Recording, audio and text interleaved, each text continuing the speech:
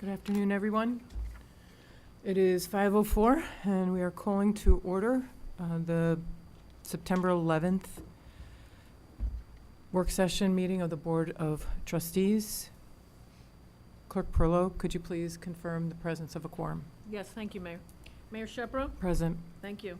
Trustee Giuliano? Here. Thank you. Trustee Laux? Thank you. Trustee Hill? Here. Thank you. Trustee Ugrinsky? Here. Thank you. I'd like to note for the record that Attorney Moran and Treasurer Gafka are with us as well. Thank you. I now ask everyone to stand for the Pledge of Allegiance. I pledge allegiance To the flag of the United States of America and to the republic for which it stands, one nation, under God, indivisible, with liberty and justice for all. Can I ask everyone to remain standing, please? We'd like to have a moment of silence on this day, September 11th, when 23 years ago our nation was changed dramatically on that day. So let's just please have a moment of silence for all we lost on that day and all those who were impacted by that terrible tragedy.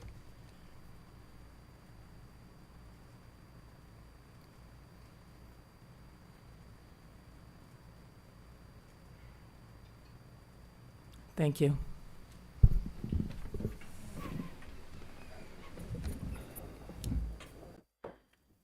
Curtains. Look good.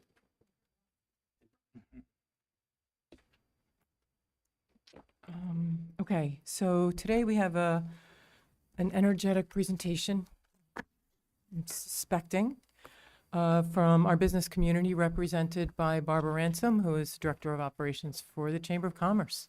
We have a lot going on in the next coming months, so we asked Barbara to come in and... What about Dave and Stan? What about the guy from middle of the island somewhere? You know, I just grabbed a bunch on my way out. I'm so sorry. It's all right. Am I speaking in? Yeah. So, thank you, Mayor and Board, for inviting your chamber, the Greater Port Jefferson Chamber of Commerce, to come tonight and just kind of give you an update of things that we're working on. Of course, this weekend, as I just handed out a program for the Dragon Boat Race Festival. This is our 10th anniversary, so it's really special. It's also the year of the dragon. I think last year we had 17 teams. This year we have 21. So that's exciting. And what's even more exciting is that the weather is looking perfect. So last year we couldn't race for those that were not around because the winds were too high and it was a real safety issue. And it was a very challenging decision to make, but by 11 o'clock we couldn't. But we did have fun last year. We had tug-of-wars, which we kept a team activity going to try to keep the teams in place because we have all the encampments along Harborfront Park. And we have actually 5 new things to celebrate the 10th anniversary this year. We have a dancing dragon. He's 18 feet long with a head on him about that size. Sorry, everyone might not be able to see that. That size. And we have 10 people, 10 students who will be bringing him up to the stage. So we will have a dragon head for the eye dotting ceremony, which is a very symbolic way of awakening the dragon and blessing the dragons. We have the monks coming back, so that's really neat. And we went into an agreement with a steel fabricator this year who created a 9-foot single-dimension fire-breathing dragon. Got all the permits from the fire department. We're all good on that. So they'll be down at the Harborfront Park. And just for fun, as another team activity, we're going to have land dragons. And land dragons is an inflatable dragon that can be supported by 6 people, 3 people on each side. It's an inflatable. You straddle it, and you pick up the handles on each side of the dragon, and you shuffle down. I'm doing a 125-foot course. And then we have dragon raffles this year. We brought in all these dragon type things that you can do a raffle. And then we partnered up with the Muse, which is on the village, and you can paint a dragon if you want for $35, like a class that you would go to. We'll make a little bit of money on that. Again, all Pan-Asian entertainment starting around 9:30. The first one that we're having is the modeling. These ladies are gorgeous, and their outfits are so flowing and so pretty. So we'll be doing that, and it'll be a full day. We have 2 food trucks. We're trying to keep that low, so hopefully people might go out into the village too. For the first time, we have a Korean bakery coming. No, sorry, Philippine. So, and we invited, and then she said yes, the new bubble tea place, Tea and Brew on East Main Street. So she's going to be there too, selling bubble tea. So again, we invited. It's the president of Stony Brook. He might be coming. The intern president might be arriving. Suffolk County Asian Society is our largest sponsor this year. They have 2 teams that they have had previously, but they're going to be very much involved with the event this year. So Dragons Roar this Saturday, opening ceremonies. Most of you have responded to me at 8:30, and then closing ceremonies at 5 when we give out all the medals. So we then move to the Harvest Festival, which we got approve of, thank you, at the last business meeting. That's October 19th and 20th. That's in conjunction and in cooperation with the Port Jefferson bid.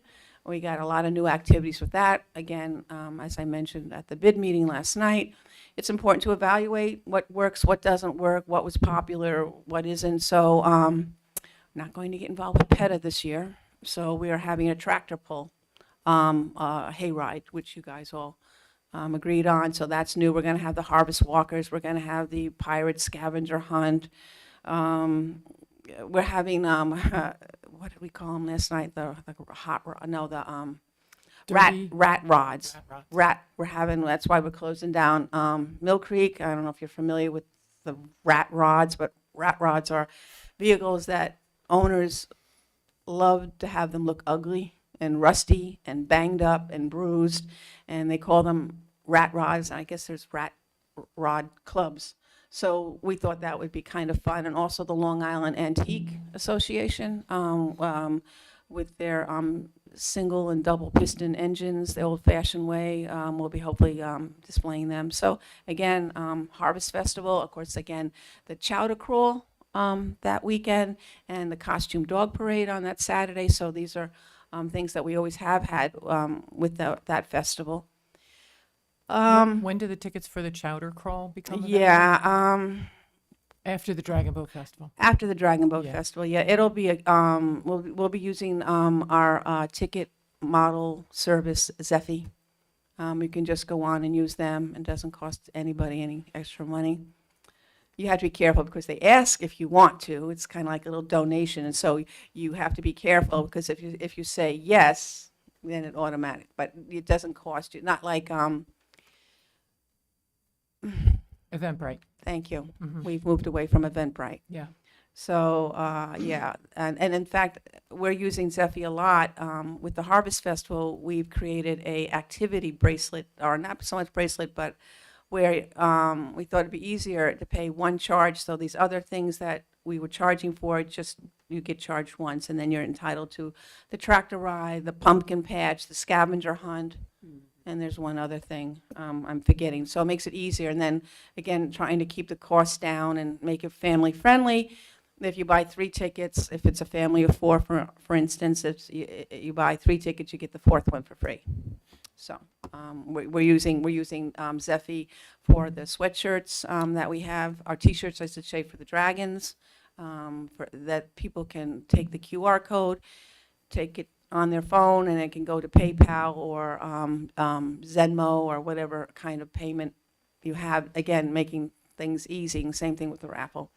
So we move then forward to more things in the month of October. We have the Art Walk, and last year I already have people signed up already for that.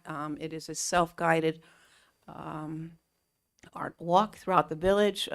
People can see the art through the front windows of businesses, and we list it. We give you a map and everything, and we get a lot of participation with that, so that we move forward on that. And rolls into the Festival of Trees, which we have a number of sponsors already, and this year we're having a 2-tier payment choice for sponsorship. We have the third floor, which is the first time we're going to use, which we could probably fit up to 7 to 10 trees up there, because I walked it out with Renee. And then downstairs, we'll have at least 30 trees. I walked that again. Last year, we had 27 down there. I think I easily can get another 3 in there. So the rate for the larger area is 300. Upstairs is 250. We discounted it because maybe not everyone's going to go upstairs. So they're all trees are thematic. We do the administration. We get it all organized. We're responsible. The chamber's responsible for fluffing the trees and making sure all the lights are working. The village is partnering up with pulling the trees out of storage and at least setting them up for us. Last year we had to turn a few people away, so we also make sure the lights are all working and we have new lights. And we split those proceeds, the net profit, half goes to the village and half goes to the chamber. So that works forward. And if I hope if I get at least one more home, looks like we are going to have a house tour again. I have 3.5 homes now, and the half is the one house on Prospect. It's a more modern house. It's diagonally across from the museum. Todd Pinsky? Pinsky. Yes, his home. He said he would do a hospitality center for us. So he says he's got an apparatus where he can put all white twinkle lights, and he'll serve wassail and hot cider and so forth, and people can come there. And I spoke to Nick Acapora, again, all our partners in the village. I'm going to open up the craft house, so we can promote, and when I do the ticket, I can promote that, maybe do some holiday shopping, or you're killing time, or there's a line too long. Right now, we have one home on the corner of Prospect and High Street. That's the Red House, across from your house, his house. Mr. Hill, Trustees Hill's house is on the house tour. Down the street going northbound Is on. it? Yes. Yeah, it is. And then, If you weren't excited before. no, yeah. And then the other house we have is a neighbor, actually it's a chamber partner. It's just down further. It's a blue house with Victorian white gingerbread like on it. And I have 2 other homes I'm hoping for. I'm waiting to hear back. I keep putting nudge calls in. Some people outright say no, and that's the end of that. That will be the week after Dickens, trying to create a level of activity through the business community. So that'll be December 14th on a Saturday, with a possible bad weather date for Sunday, because you can't have people holding up their home for hostage for just next Saturday. Well, it's a busy time of year. And we also have a 2-tier ticket. We are working with Danford's to have a cocktail party an hour before, if you want to go and have cocktails and so forth, and then walk over across the street, and it is a walking tour. I have another house that would love to be on it. That's Nick Acapora. He reached out to me. He's the president of the Historical Society. He said, we'd love to have our house on it, but it's just too far away. But if push comes to shove, people would have to get in their car and get to that house, because he's on Myrtle, and his home is very historic, and he has made any kind of improvements or whatever, right down to the historicness of the house. So it's a lovely home. He's been on before, and they all get dressed up and everything. So I have a board meeting tomorrow morning with the chamber. I'm going to put some pressure on some of the directors to help me out. It's a lot of work, walking around and knocking on homes and trying to sell. We only want about 200 people to come through your house. What do you think? It's quick, it's easy, it's fun. So there's a lot of coddling when you knock at the door. And I have my flyer and everything, but you have to be fully transparent. You have to make sure that the homeowners understand it. And of course, then we have to carry general liability for each home. And, that's one of the things you say right up front, that, we will have you as additionally insured, blah, blah, blah. Okay. And then, of course, there's one home, Joan and what was his name? And my home. There he has those brick steep stairs, and there's another set of wooden stairs. Why can't I think of the last name? On High Street. A young couple owns it now, and they're very lovely, but they're concerned about the stairs. And I said, I get it, And the other thing too is, once you've said yes, we have to have a sit-down and really understand the egress and ingress to the house and lighting. And we make it very clear you have to wear sneakers, and it's walking, and so there are some hills involved. So be warned, buyer be warned. And they're concerned with those brick stairs. They are tight, there's not, They're serious. they are serious. And, and then you get up to the level of the house, and then there's wooden stairs to get up to the porch. So Furman, there we go. Pete Furman's house. And we've never had that house on the house tour. And I've never had, I've had your house on Judy Betts, but we haven't had the other two homes that are on the house tour, which is refreshing. I've gone back to other homes and kind of begged. What about Nan's house? Nan's house. Gazetta? What about the old Gazetta? It's a walking far? house tour. Too far I away? mean, it is too far. I mean, we haven't done a house tour since 2015, so it's almost been 10 years. And up to that point, we would try to cluster homes in like South Street and Tuttle or whatever, that cluster right there, and so people could walk, and that's the whole idea. Not like the Candlelight house tour in Stony Brook, where everyone has to get in their car and they drive from one place to the other. So that's what's nice about a walking tour. So, Okay. We'll see. Yeah, and then we just got another check from PSEG from the grant money that we went in for. And the village is going to get 5 new trees. I'm waiting for those locations. And the Theater 3's got another 2 more trees coming for their pocket park that we will be paying for through the grant money we got from PSEG. So we're all playing nice in the sandbox. Barbara, when's that? Harvest Fest, I'm sorry. It's the 19th and 20th. It's a Saturday, Sunday. It's a full weekend. Last year, I was away. They hated me for it, but I'd already booked my trip. This year, I made sure I'm not leaving until October 23rd.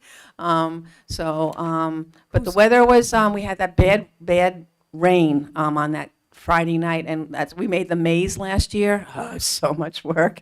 And we bought a big tarp to cover the straw, and we opened it again on Sunday. But Sunday it was cool, sunny, but it was cool. Yeah, Who do you work with on establishing the tree locations? the tree committee, Kelly. Tree committee is working. Kelly. Okay. Kelly told me she's got the 5 spots pretty much. There's just one more spot that she's checking out, because part of the criteria for the PSEG, since it's a beautification and it's a outdoor commerce improvements, they obviously don't want a tree that's way in the back in the parking lot. They want it to have a tree that is visible and, people can see it. So that's one of the challenges. But we did well on the first round. I think we got 4 or 5 trees that we put in, like the one right by Pasta. That was a tree that was purchased by that money. I know I can't remember them all, but but she's been working on it. So I want to bring up something that was discussed at the bid Yeah. meeting last night. And that was, one of the board members asked about best practices for flood response. Yes. A Chandler Square Yes. tenant with two stores was badly damaged from the flooding on August 18th and 19th. And we talked about what does the village do, what can the village do to help commercial people who have businesses that are impacted. And one of the ideas that came up was maybe we do a workshop with a best practice workshop. And that could include sort of presentations or discussions led by the fire department, who seems to turn their facility around fairly quickly in a routine way, even though that's never routine, but they've kind of got it down, buckled up. Theater 3, Ruvo, Castaways did a pretty good job of turning their situation around quickly, but then we could bring others in to talk about emergency response. So I wanted to ask Trustee Hill, as Commissioner of Public Safety, if you wanted to work with the bid and the chamber, kind of pull this together, maybe do something in the Village Center in the month of October. Yeah, happy to do that. Okay. Yeah, and I think what we talked about is invite Servpro of Port Jefferson, and then I have another chamber partner that does remediation from all kinds of disaster-type situations so that people could do and see. This could include checklists of items to have ready at the ready, Helpful phone numbers or whatever. all kinds of things, all kinds of resources. So Where to store things, if you're in the flood. Yeah. zone. Store where to get sandbags or salt, I don't know. Yeah, How I to mean, contact one of the site- issues too was highway with that department. type of rain, which was extraordinary, and in a single event, you can't even get down into the village because of the flooding. They don't want you to come down. So this last incident was unique in the way that no one really had a handle on that much water, had no idea that that much water, we're going to get 10 inches in a couple of hours. So even though when some of these business people went to bed that night and they looked at their cameras and everything seemed to be okay, but then it happened quick, between 2 and 3, it blew. Mhm. And then, it's a day late and $1 short, unfortunately. And of course, we do need to speak to the fire department about their rescue high vehicles that caused flooding in some businesses that didn't have the flood water go through per se, but when the high vehicles came racing through Mill Creek, it created such a wake, it pushed the water into 2 businesses. So it's great to have this communication Yeah, in the same room with people present that can hear Yeah. reactions, feedback, and get ideas and Yeah. come up with some solutions, maybe systems, processes, maybe alert systems that the village can help talked out about with, that and too, yeah. all kinds of things. Yeah. All right? Mm. Thank you. And then what about that other festival in February? Oh, the Just ice, Before we move oh, on from oh, sure. flooding, I absolutely agree 100% that we should have, best practices in terms of preparedness and response, but we also do need to, I think, be more forward-looking in terms of prevention and what we can do. Obviously, the event that happened on the 19th is, hopefully the absolute extreme, but, there are conversations going on through the Conservation Advisory Committee and their ideas on flood remediation and places Mitigation, where yeah. the water can actually go to when it's falling down. And I think we should certainly take those conversations more seriously, because we can't, the thing we absolutely know is that it is raining more, and it's raining more and more. So we can't These stop events are that. going to happen Yeah, they're again. gonna The happen. bottom Yeah, line But is, how so, much more seriously? Uh-huh. Like, we take them very seriously, Kyle. Yeah. So we will listen to ideas. We're working on grant processing, and I had Sarah Longston, was at the county, call me today, right? Sarah Lansdale. Yes, lengthy conversation. She wanted to have a list of, or she wanted to know what business were affected. Now, I had a running list of chamber partners that were affected, and I kind of did my own little survey. And I gave her a tremendous amount of information, contacts, phone numbers, business owners' names, because they're trying to pull this thing together by tomorrow or something ridiculous for FEMA money. Anyway, I said, listen, I'm in the middle of dragons right now. There's no way I'm going to start compiling everything, but if you want to verbally you take all this information down, I can do that, and I did that. So, yeah, Okay. yeah. This is just for commercial? It was commercial. They were looking for small businesses, and then another aspect, which I wouldn't know for sure, but loss of payroll, loss of salaries, how many days things were closed. I gave them my rough estimates, because I physically went down and explained it. So, Yeah. I mean, I told them the biggies. I mean, everybody knows the biggies, but even like where Tara Higgins has her law offices on that brick building as you go up the hill on the right-hand side. We Tara have Scully. Scully, damn it, yeah, Scully, thank you. We have a chamber partner in the sub-level basement-like area. She has the egg. Anyway, I thought she might get water coming down into, no, it was from the first floor or whatever floor, because that building's been built into a hill, Yeah. and they got flooding through the ceiling, and then the ceiling leaked down into her business. So it's curious, as much as that was up the hill, there were some strange occurrences of how water affected certain businesses.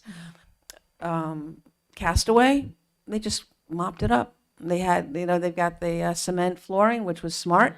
They just had to mop it up, and they were open that afternoon. And did Ruvo put down a similar type of floor now?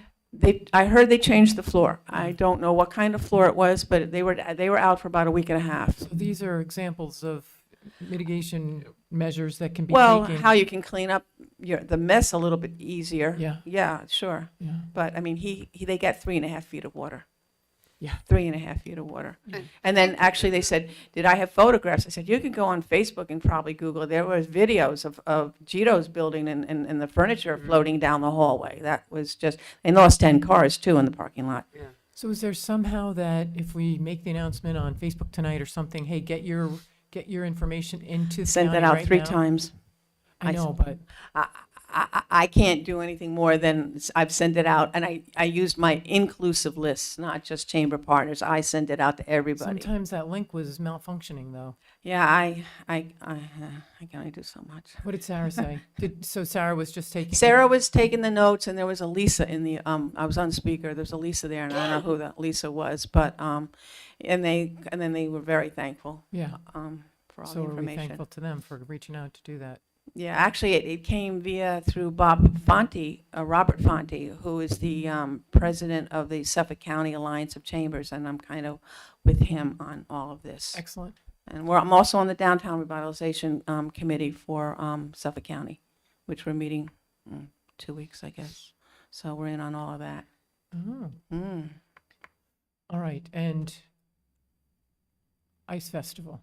Oh, yeah, Ice Festival, I don't have that. It's like the second week in January. They want to come up with a new theme. I wasn't crazy about what was suggested last night, which was I came in after they talked about that. I don't know, it was some kind of caricature type theme. I wasn't crazy about it. I would look for more like winter themes.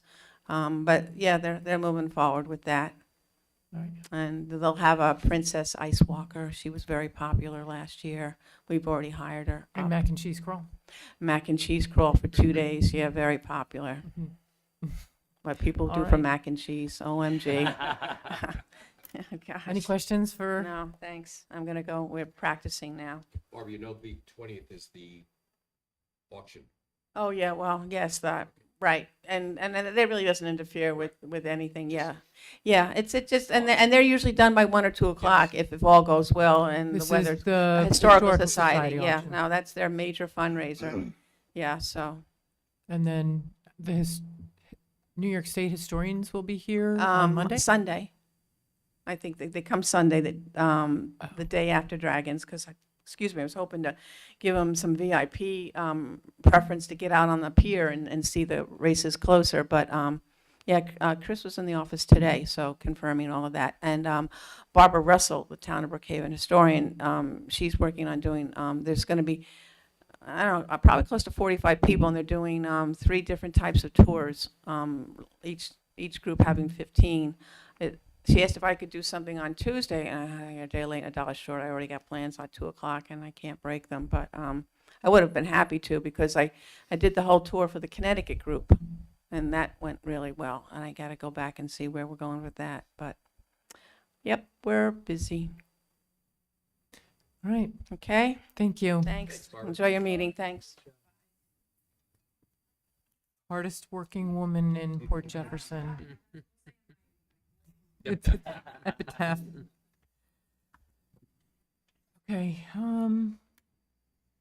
let's start with monthly reports. To my right, Stan Laux. Is your mic on? You want to use mine? Dave turned it off, but we can turn it back on. At the Park and Recreation Committee meeting, a question came up about kayaks. We have close to 20 vessels that have been in storage up at the DPW for a number of years. And we're looking to possibly sell them. It wouldn't be an auction, it would be a price tag on the vessel. Pay the price and take the vessel away. We don't have a date yet. I talked to Stephen a little bit about it. We want to do that as soon as we can because we're running out of space up there. Question? When people use that space, do they sign anything? Is there any kind of agreement that, you know, if you leave it here for Yes. protract? There is. Yes, there's a contract. Because we have I just don't want to sell someone's property. Now, let's recap. So these are, just to clarify, these are vessels that have been abandoned in the racks. Is that right? Correct. Okay, And some of them have been there 4 to 5 years. right. That was my understanding too. Yeah. Yeah. We I'd love send, to know when Marissa that sends happens. out notices, a number of notices to those who leave their kayaks on the rack based upon their permit numbers. So they've been warned a number of times. I think we're safe in going ahead with it. I think we've talked about this a number, I feel like Mhm. Yes. deja vu all over again. Yeah. Yeah. Waiting for it. What are we waiting for? To do it. What do we have to do do it? We're gonna set a date. Set a date and advertise it. And Sylvia's gonna help us advertise it. Okay. Yes, I will. We'll notice it, we'll notice it publicly. Yes. We'll include details of each vessel as much as we have. And if we have a reserve that needs to be met, i.e. a starting point, then we can include that in the advertisement as well. But it should be proper public notice. Okay. We'll get a date as soon as I get out of here tonight. That's quick. Steve's anxious to get those out. I know he is. And what, I guess, just a question, what account would those receipts go into? Hopefully it'll go into the revenue line for kayaks. Yes. I believe the most appropriate place would be the kayak revenue line that's in the general fund. Really? Okay, just kidding. Leave that mic off. The east and west beaches are closed for the season. That simply means that there are no lifeguards on duty, so that if you do swim down there, you're doing so at your own risk. The bathrooms at the beaches are going to remain open as long as the weather permits. When the temperatures hit the freezing mark, we need to shut down the water and close the bathrooms. During this past storm, the skipjack room up at the village center was flooded. We experienced some fairly extensive water damage. The room is now closed for repairs. As we discussed at the meeting the other night, the school district has requested use of our play area where the ice skating rink is out there for box lacrosse. I don't know where that's going to go. We're still waiting for approval from the district to use the Spring Street School, even though we've already scheduled programs over there. They're a little slow in responding. The rowing club has started renting kayaks, which is outside of the auspices of what they're supposed to be doing. So we're pursuing them now. Trustee, if I may, just for an update, Renee Lemmerman and I met with the head of that organization to discuss the fact that that was not in the current contract. Okay. I just see that here in her report. That's pretty much for the recreation department. I want to talk a little bit about the schools. Before you go there, Stan, can Yes. we just revisit your remarks on the skipjack room? Yes, It is actually open for use right now. I don't know if that was timely information that you read off there, but they are using that room for meetings and whatnot, Okay, just so everybody, so people understand. It was damaged by flooding, but the Serpro came in and did some remediation, continue to. It's definitely open for use. okay, thank you. Tuesday, September 10th, the school work group met and we had discussions centered around safety in the morning and safety in the afternoon when the students arrive and when the students are dismissed. We also discussed future plans for our schools. And as a follow-up, I met with the school superintendent today. We discussed safety issues during arrival and dismissal.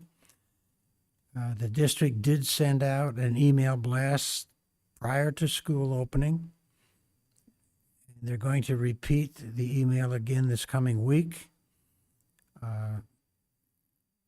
There were some incidents that were photographed that we discussed. It's especially up at Scraggy Hill, where parents are dropping youngsters off and making U-turns in the middle of the street while other people are trying to drop their youngsters off. We went the gamut on the safety. We discussed having an informal meeting with the board and the school working group.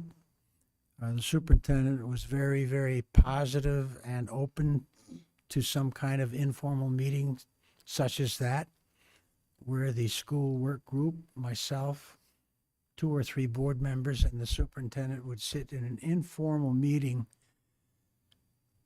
to discuss not only the safety issues that we're concerned about, but going deeper into it. Where are we going with our schools? Do we have a plan for the future? Enrollment is declining. It's declining all across Long Island. We presently have 39 youngsters registered for our first grade up here, which is the smallest amount we've ever had. So I was pleased with her response. This is going to happen shortly. It was promised, where we can get together and sit down and talk this. We talked about the high school, perhaps. I don't know if we need a code change up there or not, but no standing zone, no stopping zone. I don't think the school district would be happy with it. But I don't know how we're going to control the drop-offs. They're going to put some pressure on the parents through communication. It's difficult, and I exchanged emails with Lauren and with Andy. Since our code doesn't come on till 10 o'clock in the morning, it's a problem up at Scraggy. Enforcement is impossible because by 10 o'clock, the youngsters have already been dropped off. Dismissal is different. Dismissal in the afternoon, we can have code on scene, and they are on scene.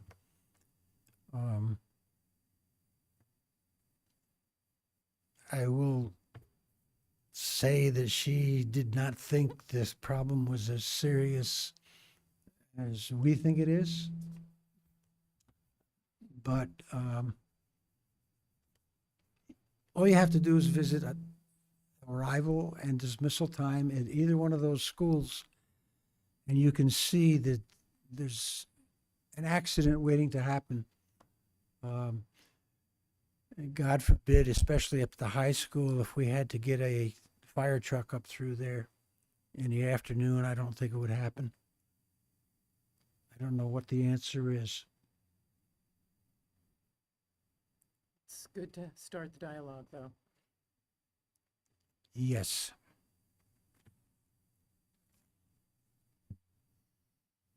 Thank you for taking that initiative.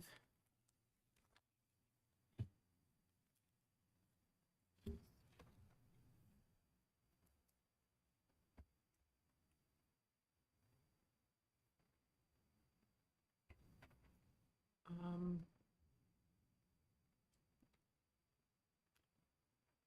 There was a question about walking group programming.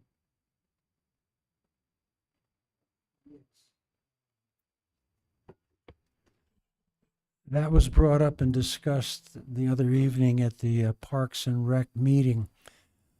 The program was not canceled.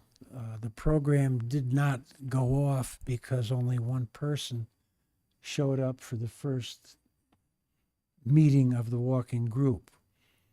And we feel, Renee felt, that to put a staff member down on the beach for one person is, we just can't run a program that way. Which beach was it? East Beach. But they also do something at Cedar Beach, I think they said, so. West Meadow? West Meadow, I'm sorry, West Meadow. We all know about this. It was with one person Yeah. involved.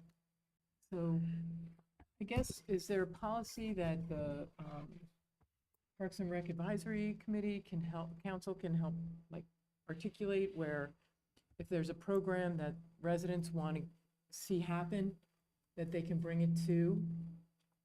What's that? That's the grandfather clock. It's working. Yes, but it's It's working. it's not the right time, but. It does ring on the quarter, but that was the wrong number of times. Thanks to Jim Boyd, right, our resident clock expert and curator at the Mather House Museum as well. So he helped fix the clock, and after we brought it downstairs, so it wouldn't interrupt these meetings. Anyway, I'm sorry. Well, going back to the programming. Yes. Is there a policy that we can ask them to sort of recommend about? It makes sense to me in a pre-registration situation. If we do not have the numbers, we cannot run the program. I think there were 2 people who signed up for the program and only one showed up. So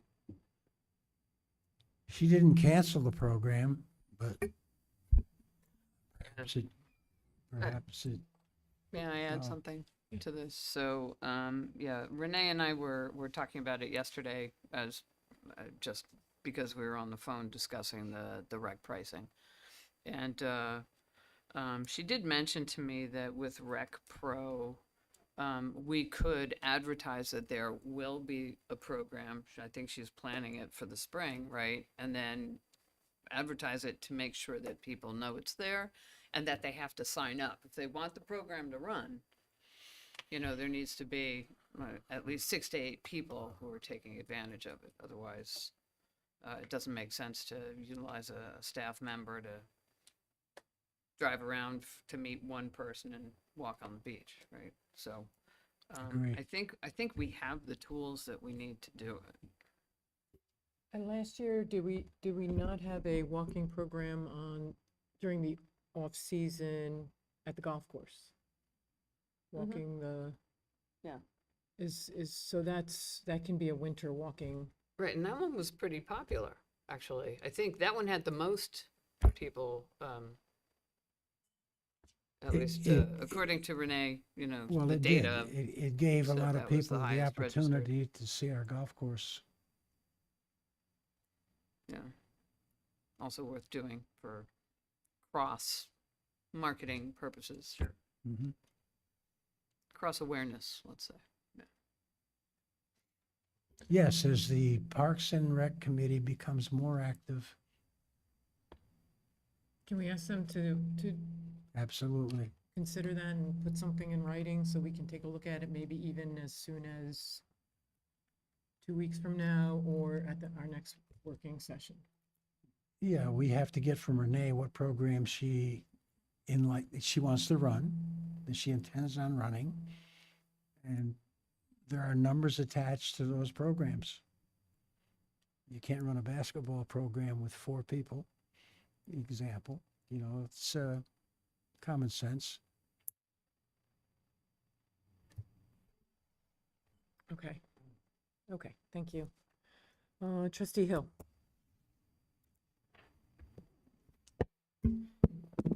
Thank you. So the Public Safety Advisory Council had their first meeting earlier this week on Monday night. And we selected, so first we established that the meetings would be the first Monday of every month. And our vision is not to have this be a closed door meeting. So if folks want to come and participate and, you know, offer their 2 cents or just listen, they're welcome to do that. One of the, you know, there's vague directions in the village code as to exactly, you know, it's broad, right? That's not narrow. But one of the things they do direct you to do, or the code directs you to do, is pick officers. So the chair is, where are my notes? Forgive me.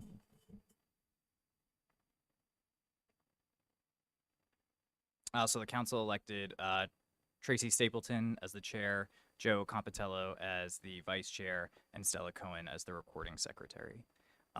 So most of the, you know, at the meeting, we kind of discussed what our vision's going to be, what we want to focus on. There was a lot of concern about traffic safety mostly, and just ideas on how to make, you know, improvements that we can make throughout the village, just to, you know, mostly slow cars down, which I think is a concern that's perennial.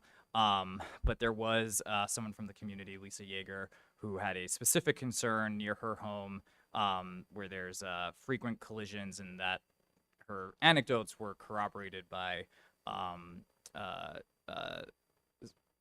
Second Assistant Chief Christian Newbert with the Port Jeff Fire Department on Jefferson Circle Landing and Old Post Road going west, and that there's been, she said, 3 overturns that she has witnessed, like been actually home for. So you can imagine that there's significantly more collisions that are more minor, that you're just not, you know, always made aware of.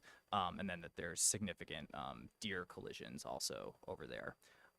So the idea and the council did make a formal recommendation to the board to put the speed trailer over there, just to start collecting data on how fast folks are going there. So I don't know what the process is next after that, if we have to do that, or just reach out to the appropriate department and ask for the speed trailer to be placed there. I think, as commissioner, I think you can request it of the chief Okay. and copy Superintendent Gallagher Okay. on that, just because of logistically, that might be helpful. Also, you know, there's that removable sign, that speed capture sign at Loretta Gate and North Country Road. Is that mobile? It is. Oh, interesting. It is. Looks I don't know permanent. how challenging it is to move it, what it takes to move it, but in your request, you might want to just like say, hey, this might be an opportunity. It's a lot less, it takes up a lot less space, and it's a lot more logistically, you know, I think easier to capture what we're looking. It's probably more appropriate to capture what we're looking for. That speed trailer on Old Post Road East sounds like it might be Too a hazard, tight, yeah. you know, a risk Its own itself. problem, yeah. Yeah. Excuse me, Trustee Hill, in the course of your providing emails, could you also please email me the members that you've just, Of course. and also for information purposes, you did say the first Monday, if you could let me know what time as well, 7 So- p.m. so that we But could. I'll email you So that as we well. could get the information out, and the members will have on the 25th on the agenda for our agenda meeting on the 25th. Great. Yeah, we have to, do you have 9 people on that? There are 9 people, and I think we had attendance of 7. 7, yes. They all have to come in, sign the oath of office. Okay. And be codified as official members by the board. Okay. And then for our next meeting, we asked Chief Owen to come in and kind of just give a one-on-one and operations on code enforcement, so folks have a better understanding of their authority and their role, and what can and cannot be done before any recommendations are made with lacking information on what's actually doable or already being done. And then beyond that, outside the council, the Port Jeff Fire Department this morning held a 9/11 commemoration ceremony, which was, very touching. And just want to thank them for doing that, but also remind folks in the community that both Port Jeff Fire Department and Port Jeff EMS are always looking for volunteers. So if folks want to honor the folks that sacrificed their lives on 9/11 23 years ago, that would be a wonderful way to do it, in my opinion. And as a volunteer EMT myself with Port Jeff EMS, I can attest it's a great experience. And then finally, last week, I put together a letter related to school funding, a little bit outside the specific scope of the village, but I just wanted to thank my colleagues, Trustee Giuliano, Ugrinsky, and Laux for signing on to the letter, which advocated for no cuts to Port Jeff schools.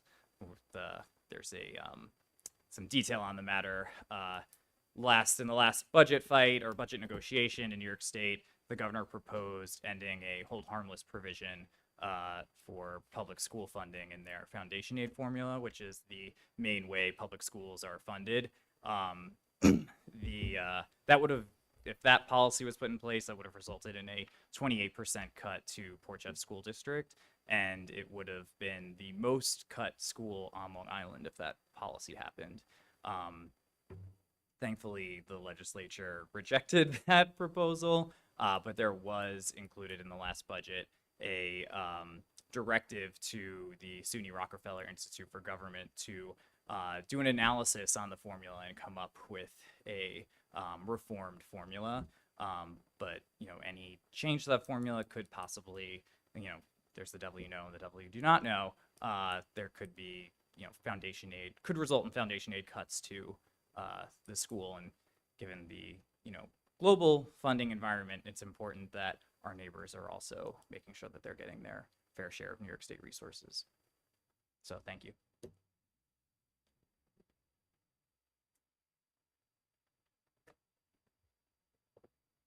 Attorney Moran. As we all know, my name was not on that letter, but everybody else sitting at this table, thanks you, Kyle, for making that point, and also appreciate the school district for making the point that all 4 trustees signed a letter, and I did not. I wanted to go through the process, which explains why I did not put my name on that letter on a Friday afternoon when the deadline was Friday at 11:59. I didn't really know anything about what I was being asked to sign. I didn't have time to do the research, understand. I don't like to put my name on anything unless I really truly understand it. But I do remember asking you to send that letter to the clerk that day, almost immediately when you asked me if I would sign it, so that she could forward it to the attorney to make sure that our processes and our everything was, all the T's were crossed, I's were dotted, and we were following the letter of the law by doing what we were doing. So I would like to ask Attorney Moran, I did share it with him, but I wanted to ask you to explain the situation there. Again, first, let's understand my role would be legal and procedural, right? I don't weigh in on policy. That being said, it could be construed that, because after the mayor brought it to my attention, I did a little bit of research. I believe it was open for comment since July. That means we had at least 4 meetings to bring this matter up, discuss it in public, and bind the village. Now, my interpretation of the request from the Rockefeller Institute was to the public, teachers, basically anyone affected by any decisions made on behalf of this request by the governor to have the Rockefeller Institute look into, including elected officials. Now, having read the letter, having forwarded it to me, it could be construed that there was a consensus of the board to act outside of a public meeting, a possible violation of the meetings law. Had I been asked at 4 or 5 o'clock in the afternoon, I would have weighed in and said, you know, if the board's unanimous on this issue, I would say, I would have advised that to write the letters, it could be one letter, but I would also advise to write it in your individual capacities, because that's what it asked for, elected officials, not boards or anything else. Specifically, if there wasn't unanimity, the reference that that this somehow is the consensus of the village as it was placed on village letterhead, it becomes problematic. In the metaphysical sense of problematic, you know, is it detrimental? Absolutely not. But at the end of the day, I would have weighed in had I been consulted, with the idea that how did we come about this decision? Isn't an emergency that warrants a decision like this outside a public meeting, because it is an intent to bind the village to a position, which is a governmental act, without the benefit of a public meeting.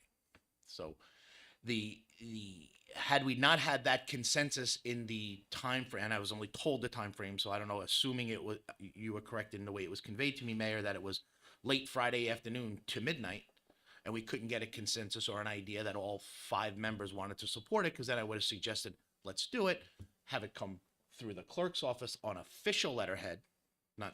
I've never seen this letterhead before, so I don't know who made it up. And then retroactively do a resolution in support.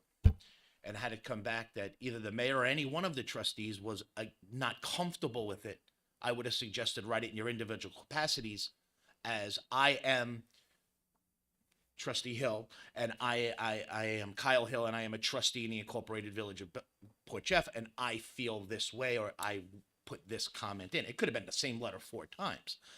But at your request, Mayor, having looked into this, that's what the advice I would have given at 4 o'clock or 3 o'clock in the afternoon on a Friday, that if it wasn't a direct consensus in all 5 members, because it also says, as members of the Village Board of Trustees, you're also a member of the Board of Trustees, and you're not on the letter. So at the end of the day, is it detrimental to the workings? No, I believe everyone at this table would be in support of the school district not losing funding, but procedure matters. Because if it does come up that the act was somehow outside of the open meetings law, the remedy or the penalty for that is that act is now null and void. So that's my legal interpretation of what happened. You have the letter up there on your, I don't know if it's the same letter that went out, but what's the date on the letter? September 9th. That was Monday. So you probably have the draft then. that I had a only, typo just in the it. one I Yeah. have. I don't know. So the letter was the date was the 6th, but do you want me to share the very final letter that was ultimately submitted? I mean, if the 6 became a 9, then that's if there's other versions to it. But at the end of the day, I think the consensus is the same. The village took a position on village letterhead without the benefit of an open meeting.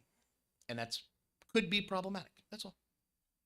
Again, specifically since there didn't appear to be unanimity, that everybody wasn't in favor of it, or at least one trustee or the mayor wanted more time to review it, then the advice would have been write the letter, send it in your individual capacities, because that's what my intent of what I read from the Rockefeller Institute asked for, elected officials, not consensus resolutions from the board. I also would have suggested from experience, having doing this for a very long time, that the board in public take that position and authorize the mayor and the board of trustees to execute a very similar or the same letter to be sent directly to the governor's office.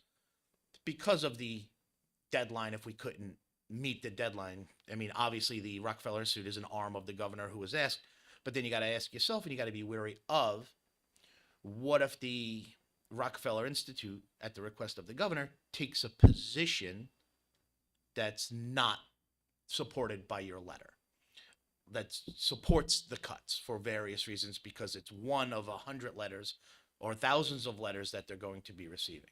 So my advice would have been to, So on that particular subject, I'm very concerned that the Rockefeller Institute will take a position that is in I agree. conflict with the letter that we signed on to, which is why I wanted to send the letter. I get that. I believe that to be true. I also would send it directly to the mayor's office and let them do with it. I mean, the governor's office, and let them do with it what they will, as well as send it to the So Rockefeller on Institute. the- But at the time it came to me, the advice would have been, without unanimity, to do it in your individual capacities as trustees, as elected officials, not a board, because at that moment in time when I was asked the question, the board didn't support it. And again, the problem with the creation of letterhead is an issue. If there's not, I mean, maybe we want to talk about the creation of letterhead that has all the board, the mayor and trustees on it, or individual letterhead in the capacities of trustee. I did things, but the creation of letterhead, again, something with the village emblem on it that wasn't sanctioned by this board in a public meeting, but the board decided it, could be a violation of the open meetings law, and which means that that action is now null and void. So, my personal position on that was I did sign it, but I'm really relieved that we're talking about procedure, because I was candidly pretty nervous about signing it, because I hadn't really had a chance to talk to Stan and Bob, and I asked whether the mayor had received it, and so, you know, given the deadline that was communicated to me, I kind of went outside of my comfort zone. So I just feel process is an area we're gonna have to at least get tighter on. And is it? And that's why, Yeah. quite honestly, I that's why didn't you. know I was opening myself up for liability Quite- or what. And quite the honestly, trustee, situation that's why you was. send it to your attorney or to your village clerk for that quick review, because there's no doubt something would have left this village in support of the school district. Because I don't think it's anyone's intent at this table not to support the school district. That would be insane. But but procedure does matter.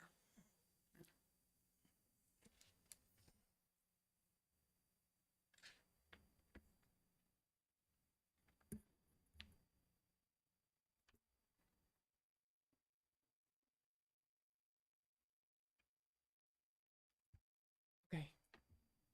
Thank you, Kyle. Thanks for pulling that Public Safety Advisory Council meeting together. That's something that we've been waiting a long time to have happen, and it's great to have it resuscitated, and I think you're going to do a great job at leading it. So very excited about that. Bob? Okay, so the word of the month is rain. So, as everybody knows, 18th and 19th, we had record amount of rain, and that record amount of rain doesn't even do it justice. But DPW spent and is still spending time cleaning up after the rain. They have the VACCON trucks, which is the truck that goes around and cleans out all the drains. They've cleaned out a number of drains that are going through and looking at and investigating other drains that need to be cleaned out. Sweeping of the streets, cleaning the streets and removing debris that was just floated into the streets and floated onto the sidewalks. Some of the big bellies, which are the big garbage cans that we have in various locations, were just floating away, and so they've gotten those and secured them as best they could. Additional work that they've been doing: crosswalk, turn lane, and stop bar painting. As far as the parks, again, they were also working on the rain, and they assisted the village-wide cleanup, and also cleaning up in the parks and the parking lots throughout the village. Dave reported that there's a couple of at Harborfront Park. There's a couple of pier lights that are broken and need replacing. And, you know, something that maybe you can bring up to Andy O and to Chief O. And it just seems to be some vandalism going on the pier. Even though they do have cameras there, they weren't able to pick up exactly who was doing it. But you said you could see people or kids throwing rocks at the lights, and they're expensive lights to replace. So Bob, very quickly, we talked about that in the department head meeting on Monday, and about procedure following such vandalism, acts of vandalism. And we asked parks to go ahead and report immediately any acts of vandalism that they see have happened in Harborfront Park or anywhere in the village, so that we can keep a record of it and then report it to our risk management. With corresponding photos when Good. possible. Okay, So he agreed to do that, and that's something that has started already. perfect. They've also painted the wall by the ice rink, or Centennial Park wall, the wall below the yacht club, and they're in the process of cleaning up and trimming the vines and painting the wall by the ice rink. As far as the Parks and Rec Committee, as Stan said, you know, we had a very good meeting. We're meeting again on October 2nd, and they're working on some efforts of continuing to the standardization of the park signs. Conservation Advisory Committee, the group is getting on track. We hopefully will be getting a couple of additional members. And they're going to be working on the tree, and I'll bring up as far as the walkability that you had sent me the email, so that they'll go through that and look at the village walkability as far as creating or establishing sidewalks or whatever sidewalks are might be needed. Tree Committee, we had a little subcommittee meeting, and we went over the divining brochure with Fran, and Fran, you know, was all enthusiastic. They got pictures and everything, so they're going to be finishing that up, and then we'll go out to print. And then the next thing that we'll have to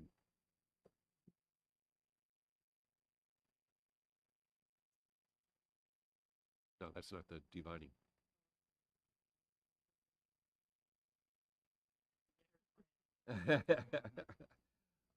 But you know, no, she was very cooperative, and you know, working with them. They took a couple of pictures. The subcommittee took a couple of pictures and sent it over to Fran, so she's going to work on that. And then the next task is to get it out to the homeowners, education. Get it out to the homeowners and get it out to the contractors, so they can say, hey, look, you know, off season, you can go back to your customers and, you know, cut down the vines that are on the trees, and could be problems if we have high winds. Next meeting of the tree committee is October 2nd at 7:30 p.m. Conservancy, the hill climb was a big success. It was a great day, and we had a number of cars, and everybody seemed to have a good time, and it was always a very well received event. The Conservancy is working on a major fundraising event, Zoot Suits. It's in Silk Stocking. It's called, sort of like a Roaring Twenties speakeasy gathering. It's going to be over at Nan Gazetter's house, and it's on November 14th. And they're going to honor Barry Warren and Rob Gito. Citizens Committee on Erosion. The next meeting is September 19th at the Country Club. Dr. Casari is going to present the historical perspective of the coastal erosion. If you remember, Dr. Casari spoke to the board, gave his ideas, and gave a little bit of the history. So he's going to delve into a little more, go into a little more detail on the history of the erosion. Was that October 19th? September 19th. Okay, thank you. Is the next meeting. So that's it for the committees. I know the last board, actually, we talked about the election committee, but we never did anything. Are we going to do anything with the election committee, you know, their recommendations? I know we discussed that at the board, but I don't know if we resolved anything, so. We haven't taken action. Before we go into that discussion, can I ask everyone who's working with committees to get the dates of the groups that you are liaising with, and share them with the clerk's office so that if they're recurring, every other week or once a month or whatever they are, we'd like to get them on the village calendar and have them repeat and, open and available for the public to know. So to talk about the election committee recommendations and or any new, is it Yeah, do we something need- that well, you'd like Do we need to? to take formal, I mean, I know, that they put together a very good, study on it, presented it to the board, and I just don't want to think that we're, okay, thank you very much, and we're just, So we we didn't take have any one of the, formal we have action two on of it. the members here, right, Yeah. right here, so, and Yeah. the last, let me just kind of try and recap, if my understanding of the last time we spoke was the committee provided their recommendations and said, here, we thought about this, this, and this is what our thoughts are. And I don't know if I'm in a position right now to be the person who's leading that conversation. So, because it will directly impact anything that I'm doing and do. So where do we go from here? I'd like to hear. Sure. So let's go back to the original intent of that of that exercise. It was it was incited, if you will, by a motion at a Board of Trustees meeting. I don't know, in the prior administration, where there was a suggestion that the board should vote on changing term limits and Term length. term lengths. That's right. And to their credit, and a number of folks came back and asked for a deeper dive review into it. They did not feel comfortable about the board voting to extend their own terms. So that was the reason for the inception of the election committee. The group assembled was a group of residents, and we evaluated an entire list of questions. Should there be term lengths? Should there be term limits? How many Board of Trustee members should we have, given the size village that we are, and extraneous variables that make us unique? Timing for voting was also brought up. That was a direct result of a question around the election machines and their availability, and whether we would get better voter turnout in March versus June. I think that was it for the questions. But if you reread the document itself, it was never meant to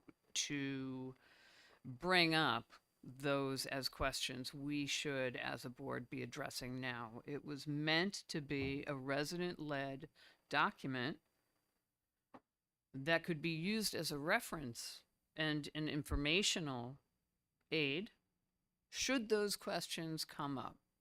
Okay, so if something happened and, for whatever reason, the residents or the board felt that we should have more trustees than we do, perhaps something changed, then it could be a guiding document. That was our understanding, and I'll ask Kyle to add anything I may have missed on that. Yeah, thank you. First, great recap. I think the only thing I'll just distill for folks listening and watching is pretty much our main recommendations were keep everything the same, but we did suggest adding term limits to the mayor's office. However, we emphasize that any change on any of these topics should be put up for a referendum. So I think, my expectation in signing on to this was that, ideally the board would accept those, the existing board at the time would accept those recommendations and then vote to place a referendum for the following election if that, calendar would permit.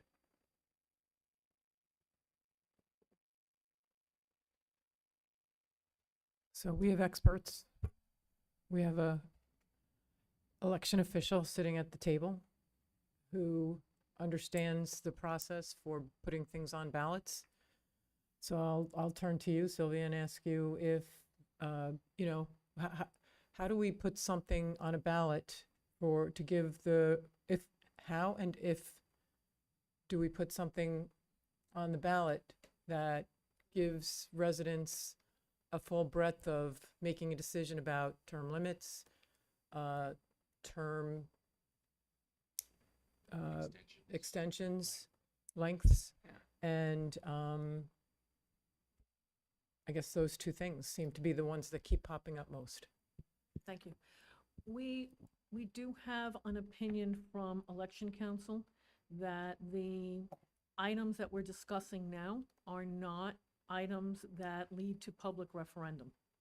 And we have also discussed that with Village Council. Village Council will further discuss it with Election Council so that we can determine whether or not this is a matter for public referendum. According my understanding of the opinion of Election Council is that there are very specific instances in which a referendum may be put out to the public, and that this is not one of them. That is my understanding of the opinion that we received from Election Council. I have no issue with re-exploring the situation if the board would like to direct me as such with the help of the village attorney. I would just have one question. What might a variable be that would cause a referendum to be needed or some kind of an action? Because, candidly, post delivering that document, I don't know that there was anyone, who was clamoring for a change to how things currently are. So what would cause the need for that kind of action? Public referendums like that are governed by state law. So it prevents a board like this saying, well, we want to do X, but we don't want to be responsible for X. So we're just going to throw it on the ballot, throw it on the ballot, throw it on the ballot, throw it on the ballot. So absent enabling legislation to allow it to be on a referendum, it shouldn't be on a referendum. And they also set out other things that subject to write-in referendum as opposed to a formal ballot. So that's all laid out in procedure in state law. So to ask for the triggering event, it would come out of the New York State Senate. Okay. So we can vote to authorize a referendum, though. I don't know if you can. I think that's what I don't, because you need enabling legislation, just like But we can, so this board does not have the power to vote to put up a referendum. I didn't say that. What the question posed was legally, and I believe again, you get the answer to the question that was asked, right? So if you call election council and say, hey, we want to extend 3 4-year terms for the mayor and trustees, we're going to put it on the ballot. Can we put it on a referendum to be voted on? He's going to say no. Now, the question you're asking is, but can we? Because the discussion stopped where it stopped, I don't have that answer. So I think what you're asking is, can this board create legislation that enables that to happen without an state, enabling, without and I don't have that answer. Okay. I can tell you that this board can just do it. This board could vote at the next board meeting to increase everyone's terms to 4 years and staggered and limited to 3 4-year terms or 12 years. You could do that next board meeting. Can this board vote to create a referendum for the ballot? I don't have that answer is what So I'm that's the difference. And the same goes for, just extrapolate on, we're not related to terms or term limits or term length. This is related to funding. So if we want to put a referendum on the ballot related to an expenditure for a project that is to mitigate bluff erosion, that we have banned finances right now to, can we put on on the ballot a referendum authorizing the conversion to bond that money so that the project can go forward? Is that something that we would be able to put on a ballot? Does that make sense do you understand what I'm saying? I think, here? Mayor, what I'm hearing is, there's a ban in place, and you want to procure money through a bond to satisfy the ban. Again, just as I sit here without doing a scintilla of research, I believe the answer is no, because it's retroactive. To me, that would be a matter of legislative equivalency, right? So a board voted to have a ban. Now it exists. This money is encumbered. You get to go back in time now and say, oh yeah, by the way, can we take this money to satisfy this issue? Now, what you probably can do, because I've seen it, is we want $50 million to rebuild something, and we want our constituency to vote on such an expenditure. I believe that is permissible for a ballot. I don't know, and it would surprise me if you were to be able to say, we've already encumbered $10 million for something via a ban. That ban's getting ready to expire. Now we want to bond it. I think you could just bond it. Now the question, but we don't want to. We want the public to see if they want to. I don't have that answer, unless Right. I think the time would have been when the board decided to borrow the money if they had made it permissive referendum. correct. I would agree with you. Once we went to ban, I think You're out of the the box. doors closed. Yeah. So it's important to know that when the board votes to authorize a bond resolution, that's the authorization to borrow the money at that point in time. And there is no further, it goes through two-step process of notice of public referendum, permissive referendum, and then notice of estoppel. Essentially, the public has almost 60 days to comment whether they would like the village board, in this instance, to go forward with that bond resolution and pass that bond resolution. Once it's passed, the authorization exists to borrow the money either in band form or to convert to a bond, which we've actually done the first part. We've converted part of that band that we borrowed for the first phase of East Beach Bluff and have converted that into a long-term bond because there is no offsetting grant monies coming for the first phase. There is still the remaining band portion, and essentially there is no further authorization that the board needs to take to borrow that money. It just has to basically determine we need to get the work done. It is now time to borrow the money, which the treasurer's office would then take the next steps with our financial counsel to take those steps and get that done. So not to get us off the elections issue, but I do want to revisit that. We could always seek an advisory vote or an opinion vote, non-binding, from our residents, could we not? There would be no, why not? Spend taxpayer money on something. We would already have, what would be the added expense for adding an additional question on the ballot? If there's any, I think it would be marginal. I can tell you this, not again, something if the board wants me to look into, I will. But even something as simple as the Board of Zoning Appeals, they are not authorized to issue, what's the word you used? An advisory, a non-binding advisory opinion. They're not allowed to do that.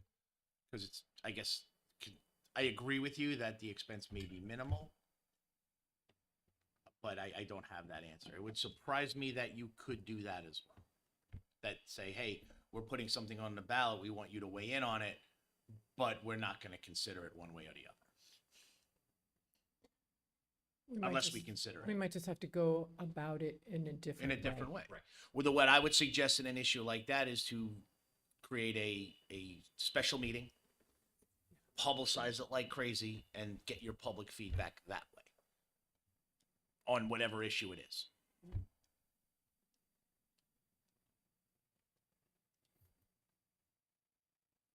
All right, so we've sort of gone Left and right. Yeah. And maybe we don't want to take any action on it. Bringing it back to the election, maybe we don't want to take any action, which is, it's fine if that's what we want to do. But I just want, Yeah, no, I don't blame you. it's still hanging us over our I heads. think it's you know, interesting we could 'cause close it. for anybody sitting on this board, it has potential to impact, Exactly. right? So, you know, And I just want to highlight, not I mean, conflicted. reinforce. You're not conflicted. I mean, at the end of the day, if that's the case, then no terms would ever change because everyone's going to be conflicted. The protection is it doesn't affect now. So if you vote today it. to extend the mayor's term and the board of trustees term to 4 years, you don't get 4 years from today. You have to win your next election to then benefit from the extension or whatever. No, I understand that. I just wanted to highlight the fact that I would say the group did not walk out of deliver that with the expectation that there was going to be an action taken on the part of the Board of Trustees. It was meant to be a reference document in the event that became a question. And apparently, except for my colleague, I would disagree with that. Cut. Remembering of it, but perhaps we could ask the reread entire the group. report, and we could ask for, what the other folks on the task force had in mind. let's hold that Not a task problem. force's feet to the fire and say, what is your recommendation? This isn't a conversational document. We want your opinion. And now you guys can't be on that task force anymore. Well, it was written down. Like, we did a report, so we can reference, with final recommendations. So I think we can start there, but I would also encourage our former colleagues on the task force to let us know what their expectations were. I'll do an outreach. We that email list is still very much alive. So. Yeah. Okay. All right. Maybe we have something to vote on in a couple of months, or it has to be within a certain amount of time before the ballots get created, right? Like, it has to be early next year. If that was the case, it's going to be something. Okay. I'm not done. Sure. Sorry. Nope. Okay, next Saturday, which is September 14th, it's my next Saturday sit-down over at the Village Center, right after the opening ceremonies for the Dragon Boat Race. I'll be up at the Village Center from 9:30 to 11. And I'll be missing the next two Village Board meetings.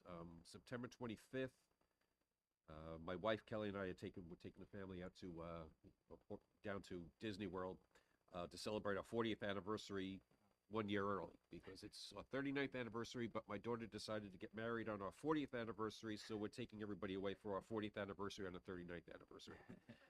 My son, who's a Disney travel agent, has got us he has every day, you're waking up at 6, you're doing this, you're doing that, you're doing that. There's no way that I could zoom in on the How much meeting is on that the 25th. package? Can we all come? Like, come on, what is it? Okay. So I'll be missing the 25th. The meeting after that, October 9th, I'll be attending, but I'll have to do it by Zoom. You may recall last year I reported to the board that I was diagnosed with prostate cancer. So on October 7th, I'm going to Sloan Kettering in the city. It's an outpatient procedure I'm going to have done, so I'll be home the same day. But there'll be a little, recovery time. So I'll be able to, hopefully I'll be able to make the meeting on October 9th via Zoom.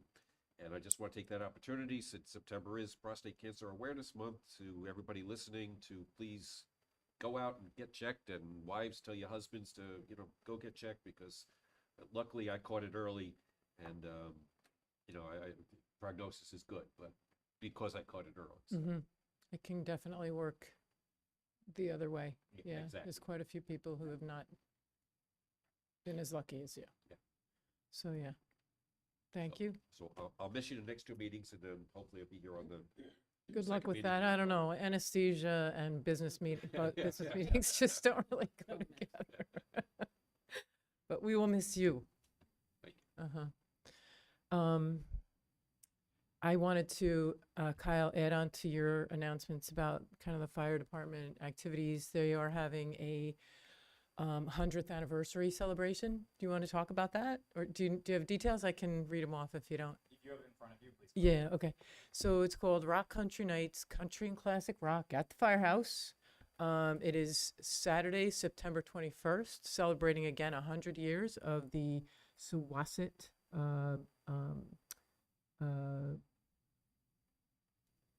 Ladder 2. Okay. It's a fundraiser, obviously. It's from 6 to 10 p.m. at Maple Place. And, everybody's invited. You can go to their Facebook page and get details on that. So that's going to be a lot of fun. Get out your cowboy boots. They have a big dinner also this Saturday, is it? A pancake See a dinner. sign out front, This is Mike Lee's house. at Mike's house. Is there a thing on his lawn? Yeah. So it's either pancake breakfast Spaghetti breakfast. or it's a steak dinner. They have their steak dinner. I don't know when. I'm looking at April Quiggle. Does she have any details? No. Okay. All right. Because she knows everything about the firehouse. But we'll look into it and Drive by Mike's house. okay. All right. All right. So Zena, would you like to go? So, the Budget and Finance Committee update. As everybody knows, Nicole Palumbo is now part of the Ethics Group and so has resigned from the Budget and Finance Committee. We have a replacement, Eunice Morado. The board has reviewed her resume and have given her the thumbs up. So I believe we have a resolution this week, right? It's in here to approve her. So we're looking forward to her joining the board. And she brings a good background. She is an auditor.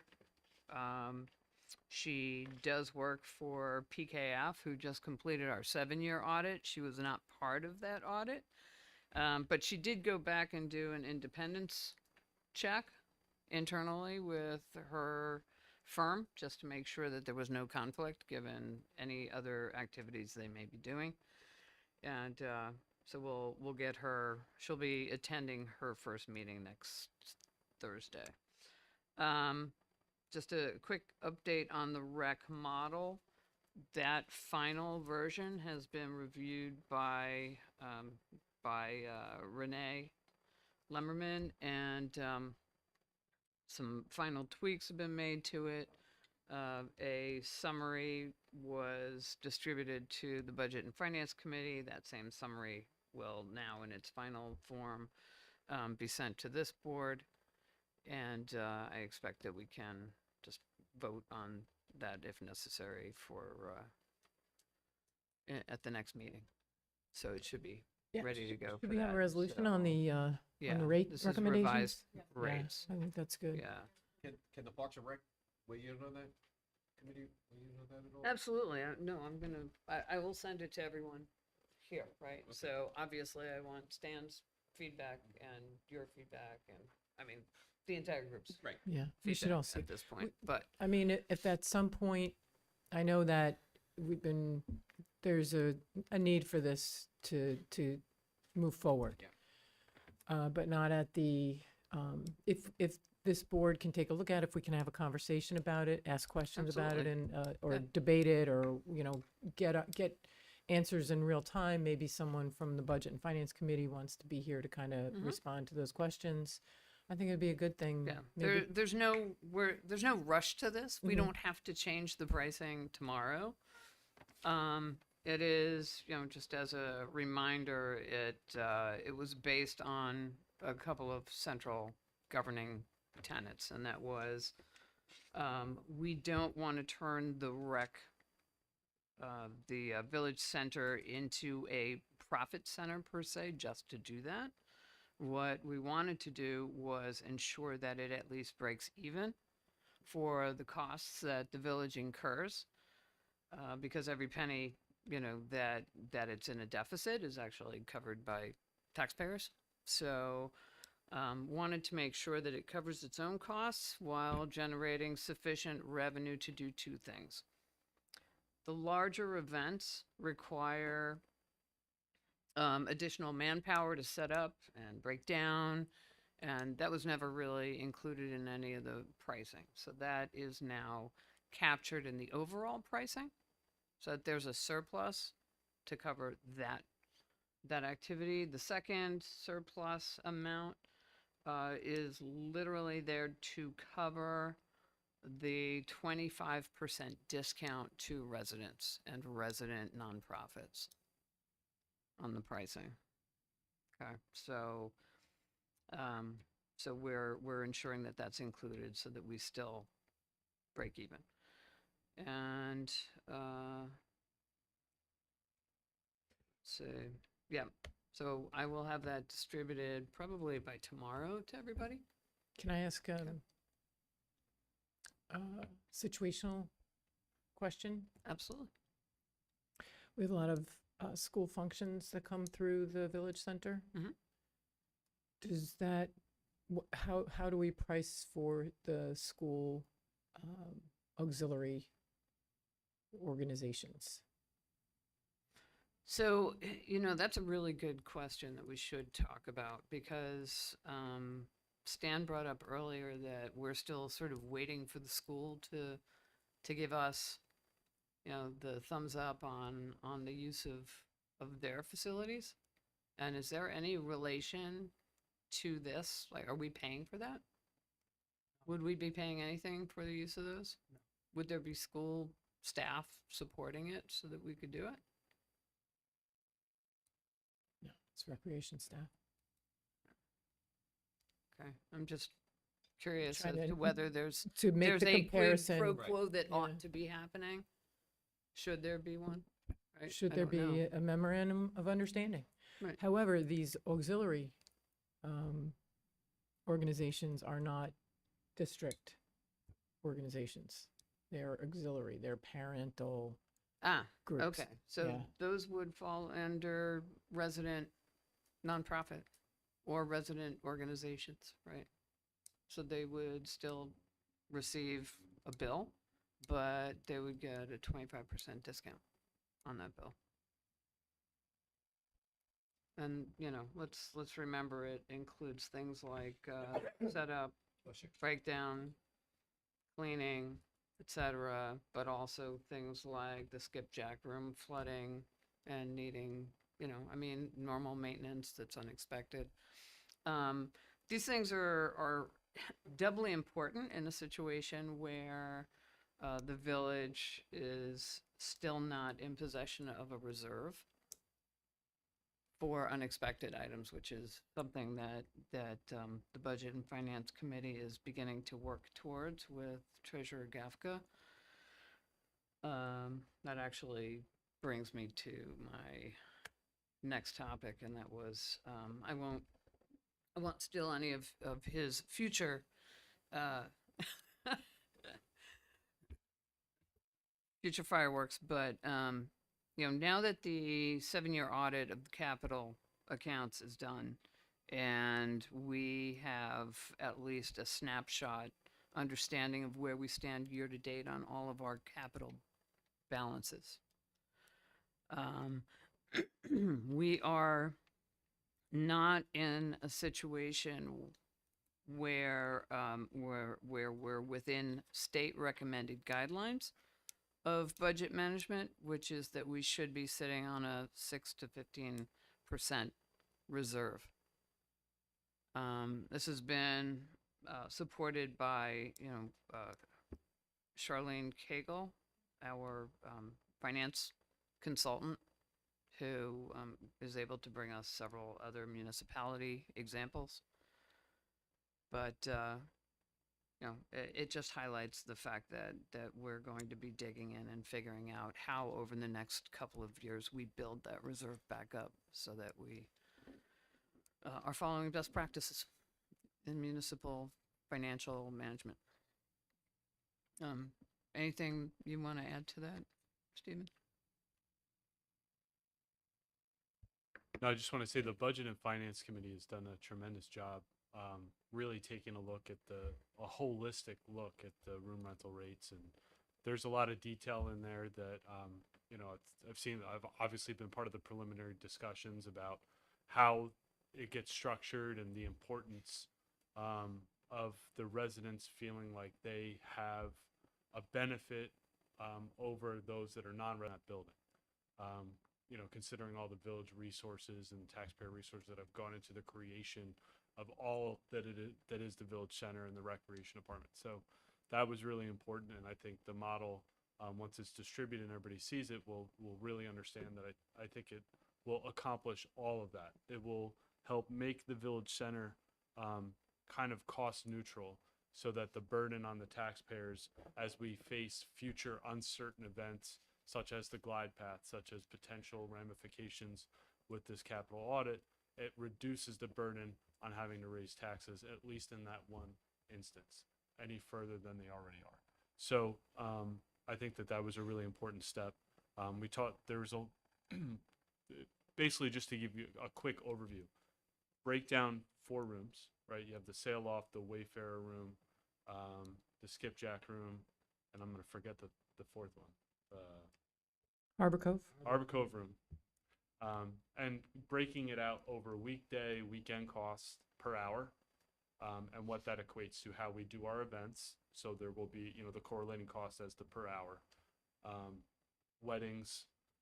What does a one-day full rental of that entire facility look like for one day on the weekend? There are several events that not-for-profits hold that kind of take over the entirety of the village center. So that's partially addressed. And then what about for the whole weekend? A Saturday, Sunday event. All of those were addressed and are being addressed in the proposal for the board to eventually look at and discuss. So I think it's a really exciting proposal to really dig into for this board and come up with a solution to help make the budget, a little bit better and a little more cost neutral. In terms of the capital audit, it's going to touch on it in my work session a little bit, but one of the recommendations that Trustee Ugrinsky touched on is a reserve, a fund balance. The current fund balance policy for the Village of Port Jefferson says no less than 6%, no more than 15%. Basically, which leads to, if you have it, you spend it.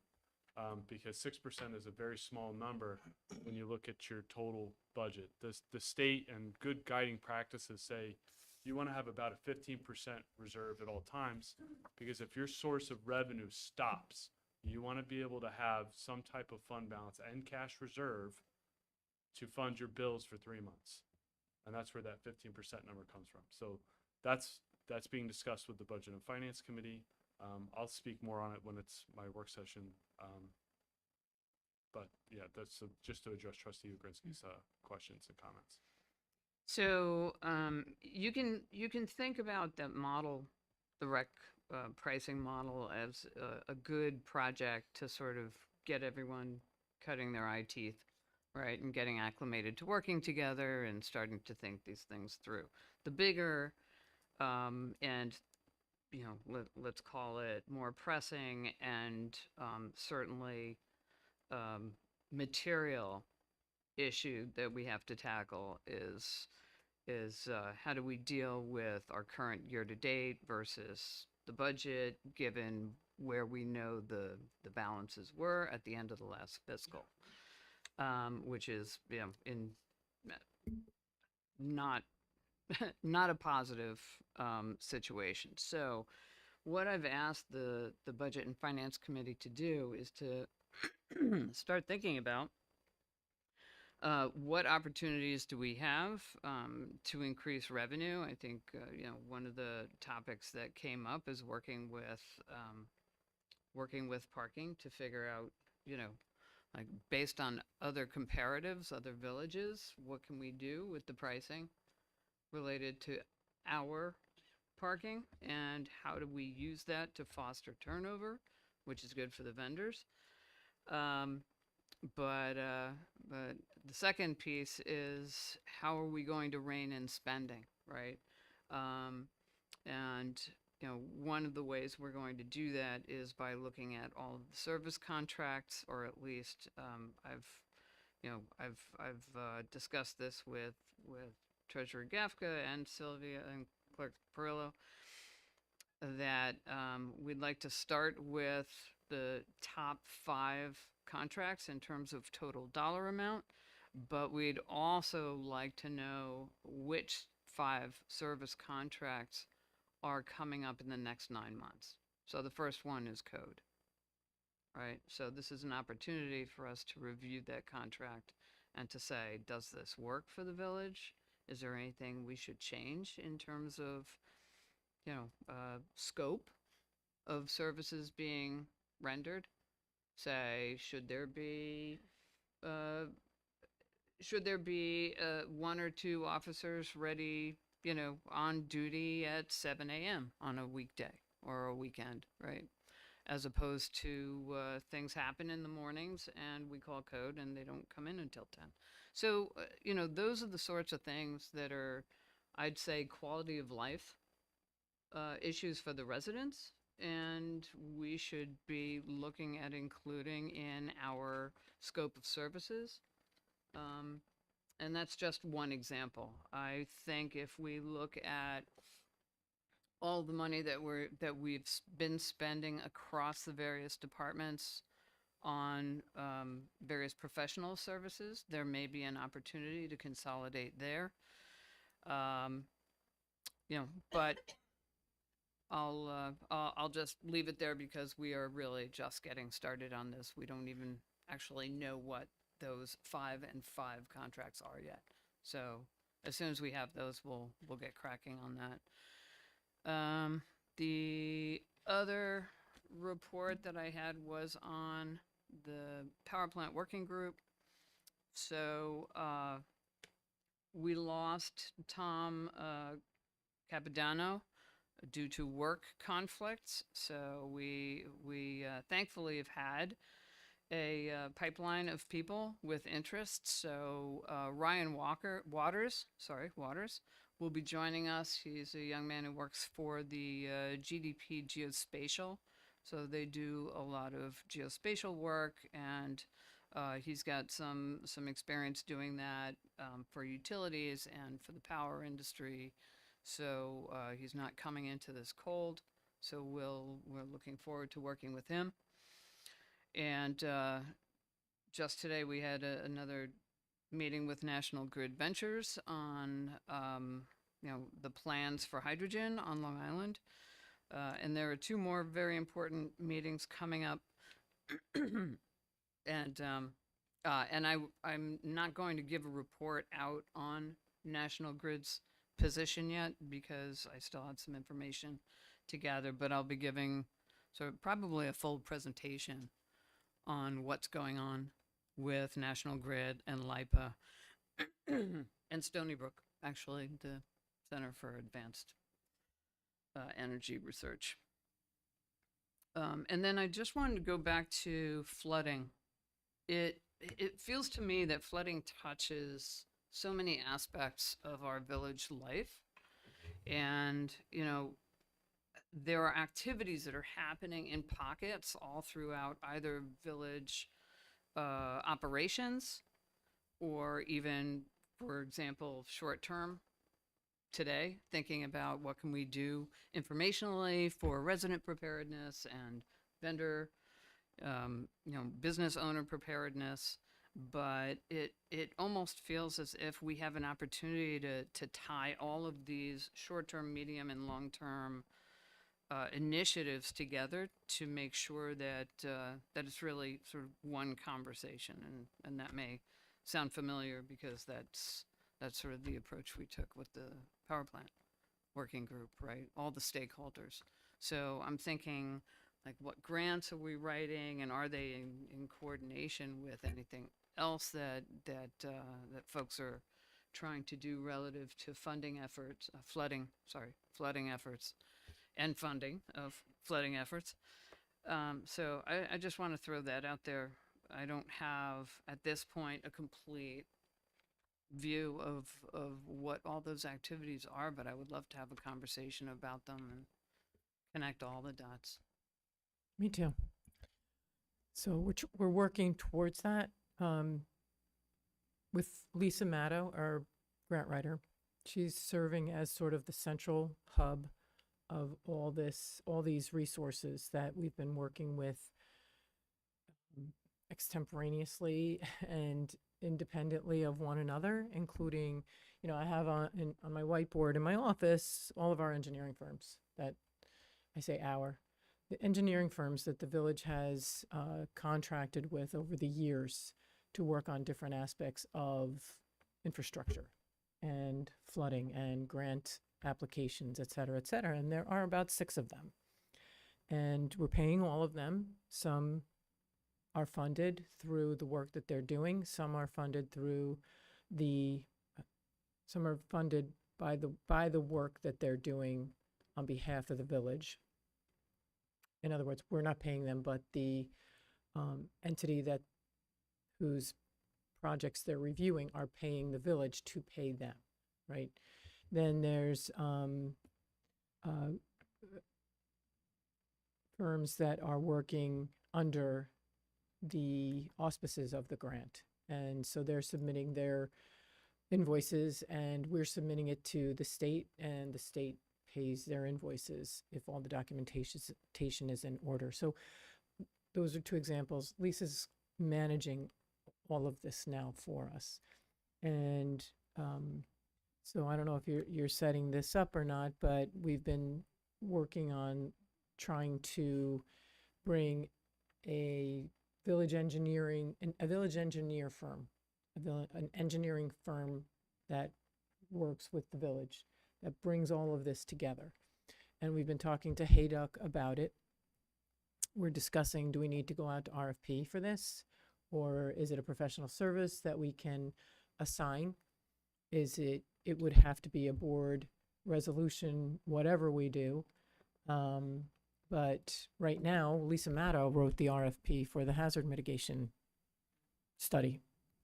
And, right, the FEMA study, she just filled in the RFP, which is great. And maybe that's a more cost-effective way of going about it. We can make those decisions as we go.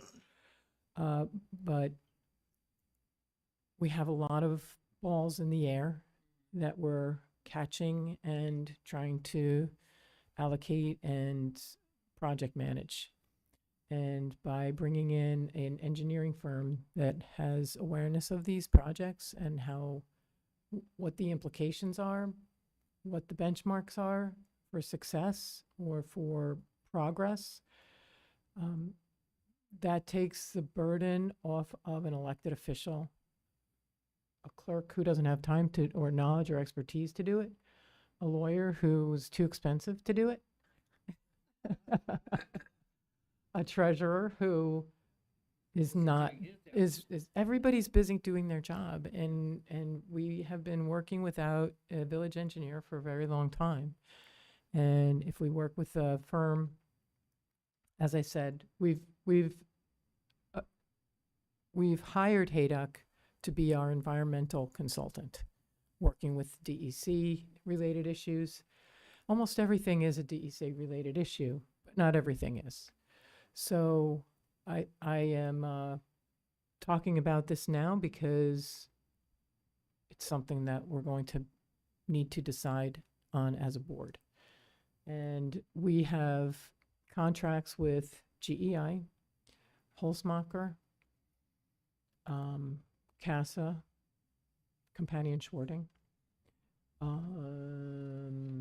Land Design, Hayduck, that's Holzmacher, yeah. And the big one is PW Grosser, yeah. So that is six firms. And we're working sort of on an ancillary basis with VHB, the DRA, the SUMP project at Mather, where Lisa wrote the grant for that project on behalf of a collaboration between the village and Mather Hospital for an EFC grant, and Environmental Facilities Corp grant through the state. So there, like I said, there are a lot of balls in the air, And thanks to Lisa, we're starting to pull them in and consolidate, report. So what I'd like to actually have her do is come to one of our meetings and report on the status of our grants and where they stand. We are being extremely responsive to all the agencies right now in a way that is knowledgeable, well-researched. And as people who work in grants know, my friends at the university say, grants are insane. They're so hard, Kyle. You would know yourself working in Congress and on the other side. But they're not insurmountable. And by doing this and meeting with the Empire State Development Representative for Long Island Regional Development Council, Carol Longworth, who can help us with restore grants and grants that will help us with our downtown revitalization uptown. I used to feel like grants are not worth it. Now I'm starting to feel like they are worth it because we have somebody who is so good and attentive. She's here, 4 days a week, about 4.25 hours a day, and she's killing it for us. She's really helping us understand what's going on and where we are. So I'm optimistic, and I'm feeling kind of aggressive about grants right now, even though we have a lot in the air. I think we can benefit from more. Yeah, I'm really excited that you brought that up because that's sort of on the punch sheet that we had, that the Budget and Finance Committee had to work through with. Maybe she comes and Treasurer. meets with them first. That would be absolutely fabulous. All right. And then just conceptually regarding the macro topic of flooding, let's not forget that the U.S. Geologic Society recently came to the Civic and presented at least an interim of their findings, which I think finishes in December. Is their final? I have an update from Chris. Oh, do you? Okay, great. I just feel like, we have a number of islands of information that would be really well suited to bringing together and utilizing as one body of content. She'll send a short email describing study progress and some questions early next week, which is this week. So we should Yeah, be getting that it was a soon. good presentation. Mhm. So It's promising. That's information that we'll be able to plug into Yeah. any upcoming grant applications. So it's really useful. It will become useful. And that's what I had. One more item. Now that I'm finally on the other side of a few things, Treasurer Gafka and Clerk Perillo, I will be reaching out for the CEC continuation. So you guys have somebody, I think, who's going to be picking up the ball on that, the Clean Energy Communities program with NYSERDA. What is the best way for me to get access to a drive where I can upload all of the documentation so that it's centrally located? I can do it myself and provide access, but it's technically, I'm now handing this information to the village. So I would prefer if it were in village data infrastructure. So can we set up like a SharePoint SharePoint drive just Yeah, for the CEC for Lisa. program? for Lisa. Yeah, Hmm. that'd be great. Yeah. And that's Just it. one more Thank you. thing for Lisa Yes. Matto. Mm. Yeah. All right, So thank you. thank you. Thank you. Just jumping off on the grant updates, I have an update on our DASNY grants. One okay and one not so great. So we have an outstanding DASNY grant that was committed in 2014 for the building of the Emergency Operations Center as an annex to the Highway Department building. The grant was for $450,000, and it was secured by, the sponsor was Ken Laval when he was serving in the Senate majority. And by the time the project was completed in 2019, I don't know what happened, but because I think Ken was still in office at that time, but the village never got the money back and still hasn't. So it is, it's Senate funding, and Senate funding is tight, especially for the minority. They only have a certain amount of money that they're allocated, so they make decisions on that, and I don't think we figure on their list. So right now, taxpayers are funding that project and the interest that has accrued on that project. So we're working different angles to try and get more information and see if there's any possibility of getting that money back. I don't know if there is. So that, and then the Tucker House. So do we have an executed contract on the EOC? On the EOC, yes. We do. Yes, we went out, the work was completed 2020 going into 2021. The money was borrowed from a major band that the village procured in July of 2020. The village has been paying principal and interest on that band since July of 2020. Wait, on the EOC? Yes. The project was approved in 2015? It was originally allocated 2015. It didn't actually get firm DASNY approval until 2018, 2019. Then obviously COVID hit. Borrowed the money to get it done during COVID. Once it was finished, all of the documentation was given to DASNY.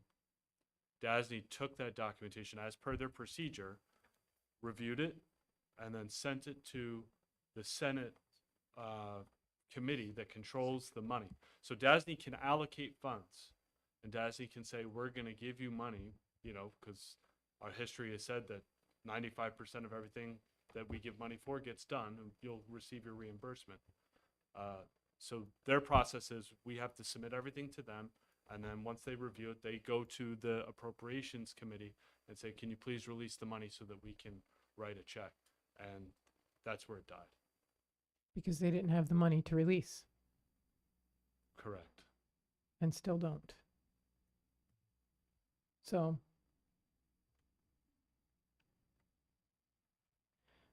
the second DASNY grant that we're looking at is, I just have one more question on that. okay, How much interest did we pay on that? I don't have that figure in front of me. $80,000 so far. Okay. Rounding up from 78 something.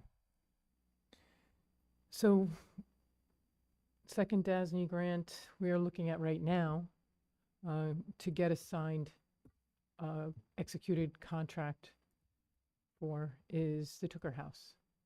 So there are two grants, and we are fulfilling all the paperwork requirements. We learn of new requirements in intervals, which is okay.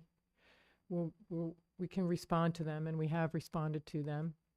Lisa's handling that now in a very proactive way.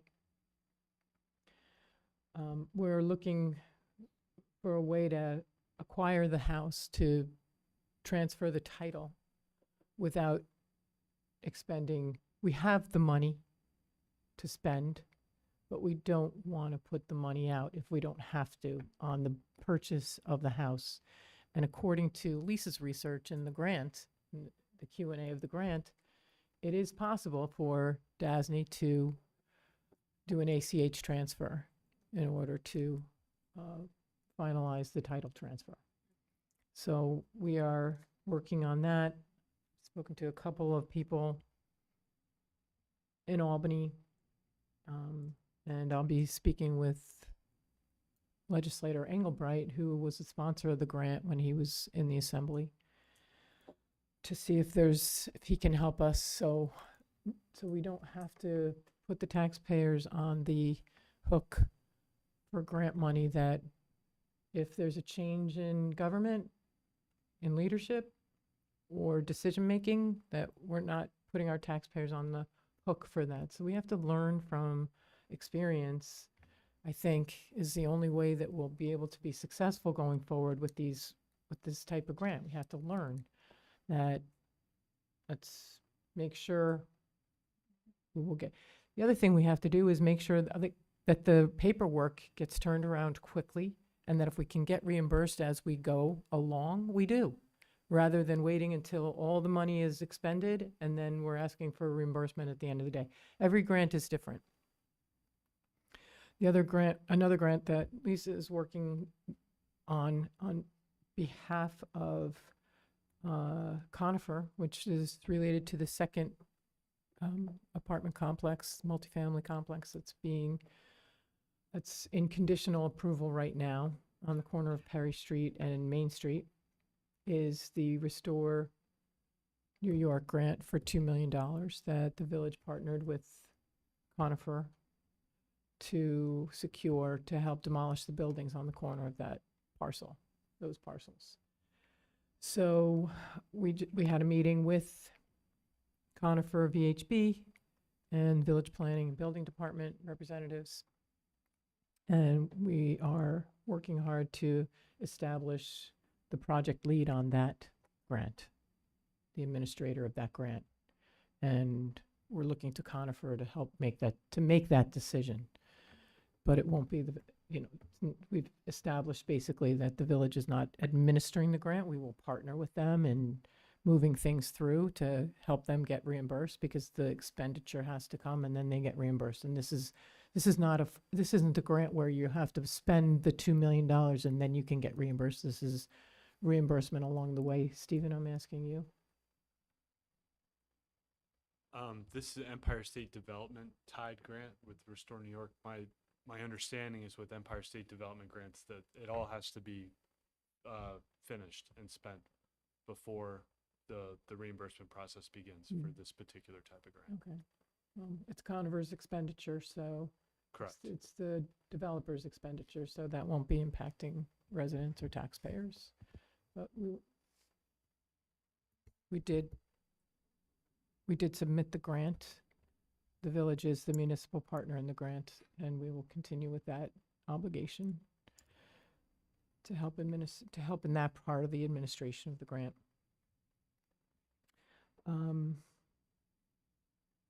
I mentioned that the RFP for hazard mitigation is in draft form.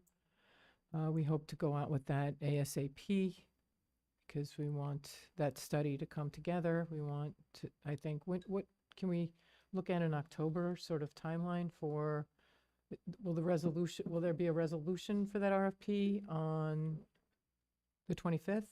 Okay. All right. So we'll see some movement on that. That is a FEMA grant administered by the DISH's Department of Homeland Security. Then we have we have 2 grants with the county that we are still waiting on executed contracts for. One is Jumpstart, which is the culvert cleanout, the Mill Creek culvert cleanout. And the other one is the restoring some crosswalks in the village. That was a grant that was applied for by the chamber, and the bid is putting in the chamber. The grant is for $39,000. The bid is putting in an additional 20, and the village is responsible for 20. So there's an $80,000 sort of dollar budget for those. And then for the walkways, ARPA funds, what's the status of the Rocket Ship Park, Wind Lane walkway repair?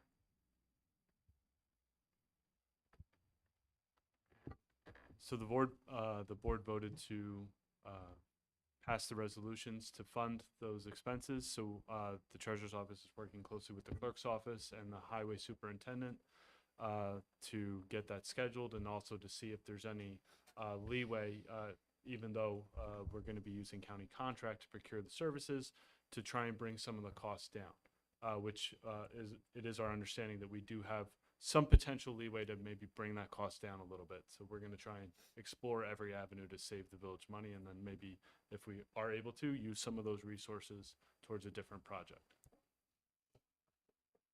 Treasurer Gafka, in situations where we're buying off the county the county contracts, right, or the county list, does that preclude us from negotiating the final cost It on the doesn't. contract? We don't think that it does. It's certainly, we have determined recently that it certainly doesn't preclude us on state contract. Mhm. And so we are now checking into whether we're able to do that on the county contract. Okay, thank you. You're welcome.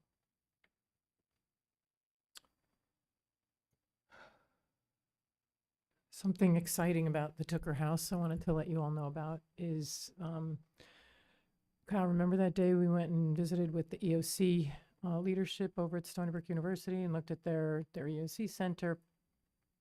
After that meeting, I went and met with a professor of the history department at Stony Brook, and her name is Donna Rilling. And I wanted to broach with Professor Rilling the concept of maybe graduate students or students working toward their degree, using Port Jefferson as sort of a living laboratory to help them advance their degree projects.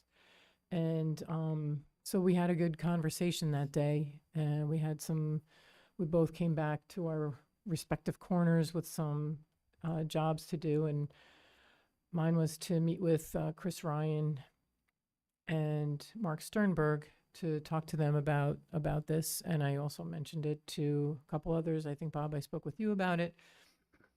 And to then set up a meeting with Professor Rilling and Chris Ryan and Mark Sternberg. So our our docents for the Drowned Meadow Cottage Museum and our resident expert on Culper Spy Ring and other history things. And so we had that meeting last week, actually, and Professor Rilling brought a graduate student with her, who, funny stories, but he walks in and they look at each other, the graduate student, Justin. He walks in and Mark and Chris are like, how do we know you? We know you from somewhere. And he's like, well, I serve in the 3rd Regiment, the Revolutionary reenactments. You probably recognize me from that. And they're like, oh, yeah, you could, like, it was a loud ha-ha, pat you on the back, kind of like, yeah, that's right. Like, do you know Andy Freeling? Right. And he goes, He's Civil War, though. he's my commanding officer. Really? Oh, I thought he was Civil Yes. War. Well, I don't know. They're all the same to me, those wars. No, just kidding. No, it was a good aha moment for all of them, and mutual respect immediately established. And so what we ended up talking about was, how do we bring this project to life in the village? Professor Rilling had an idea, and we talked about it in her office in July, where she could bring the census reports from the 1700s about for whom lived in what home during these time frames. And that was where it was determined that's where we could get started, because there's so many historic homes in the village, and maybe yours is one of them. Yeah. Hey, let's pick the Hill home for one of these projects. But so what they ultimately decided, because they understand that we're working toward the purchase of the Tooker House and the significance of the structure of the Tooker House and the Beehive fireplace and everything. As soon as we mentioned Beehive fireplace, they're like, "Oh my God, that's like incredible! That would be very that would inform a lot about the history of what was going on at that time." So they decided to look at the Tooker House as this project to help tell the story of the history of Port Jefferson and the history of the Tooker House. So I'm very excited about that. And so we're going to introduce them to Steve Engelbright, who has deep understanding and knowledge and passion, and is very passionate about this project. So to start that ball rolling. And I just wanted to update this board about that and let you know this is what's kind of happening. So that's why it's so important that we get this transaction completed. So that one other thing, as we're looking at all these flooding situations and stormwater management and watching the highway department go out and use that challenged VACON over and over and over again, that 9-year-old, 10-year-old machine, and it's constantly breaking down and they're having to fix it so they can get it working again, and it takes a full day, maybe 3 days on a specific storm drain in front of a specific house in any given neighborhood to clean out all the silt and debris. I asked our superintendent to kind of put together a description of what it would take, sort of a description of project to clean out all the storm drains, because they can't do it. So if we had a scope of work that would involve cleaning out all storm drains in the incorporated village of Port Jefferson, to start from ground zero, get some costs, get some estimates, maybe we might be able to find some funding to help us do that. So I think that would be a huge starting point for us. Would that be sort of what I formerly was referring to as sort of a medium-term project? Like, would that include all the silt in the various, conduits, et cetera? Sort of like rotor-rootering the whole village, Yes. essentially? Yeah. Okay. Mm-hmm. Yeah, I mean, that could probably have a very positive impact, for the short and medium term on damage Absolutely. reduction. Yeah. And we'd get, we'd have a starting point. We'd have a benchmark. Right. And We'd certainly know it. Yeah. Right. yeah, yep. So I don't know how quickly we'll get that from Steve, but he knows that it's something that, and I think it would make life so much more productive and efficient for Public Works, who's chasing every single emergency. So that was, I would think you did it from very let's hope so. So, We're also looking at safety. We've got some safety complaints on Willis Avenue, so we're taking a look at Willis Avenue to see what our meets and bounds are. Can I use that term? Okay. Determining where the right-of-ways are, if possible. Yes, and a lot of buses go up and down that hairpin turn, and there seems to be some safety issues there, so we're going to start working on that. What else?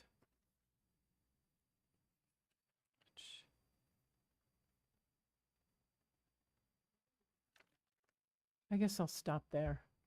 I could talk all night, and I know nobody wants me to, so.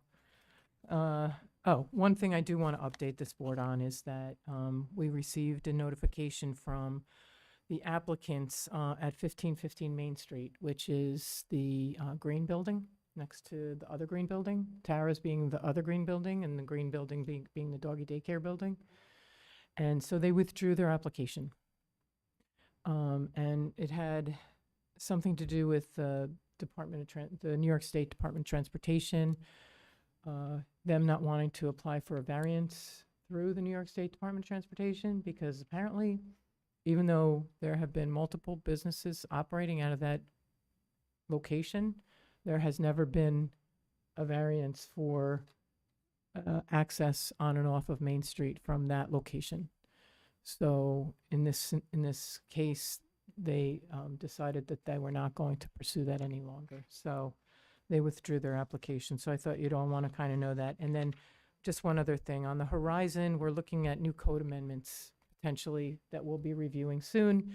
And I'll look to Attorney Moran to see if he has any update on any of these things, and if you don't, that's okay, because I didn't ask you beforehand to do that. But we're looking at a code amendment on the mural code, rental code, outdoor dining code,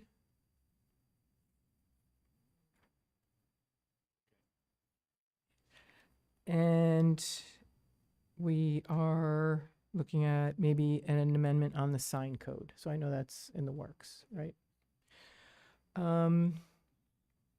We are also working on, we'll be providing you with a draft MOU for relationship with Chase on parking administration of the spaces behind Chase Bank, adjacent to Chandler Square.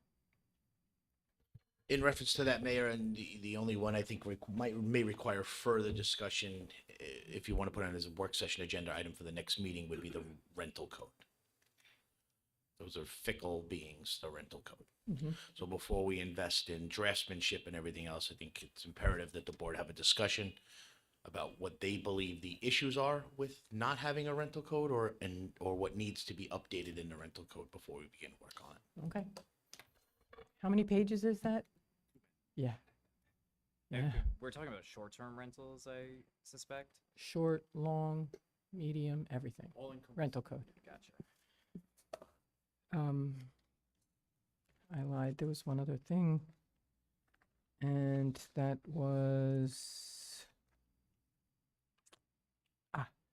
so there is a committee called the Port Jefferson Country Club North Campus Steering Committee. They had their first meeting on August 27th. They are not a finite group, just as the Commission on Erosion is not a finite group. So anyone that wants to attend those meetings is welcome to provide input, feedback, questions, ask questions. But the goal of that group is to kind of come up with working options for what might be the best and most successful use for planning purposes on the north side of Fairway Drive. So their next meeting is the end of September, maybe. I don't have it here. But if the public is interested, it will be posted to the website on the village calendar once I know the date. Okay. Yeah. I'll look to Stephen. Yeah, going out of order.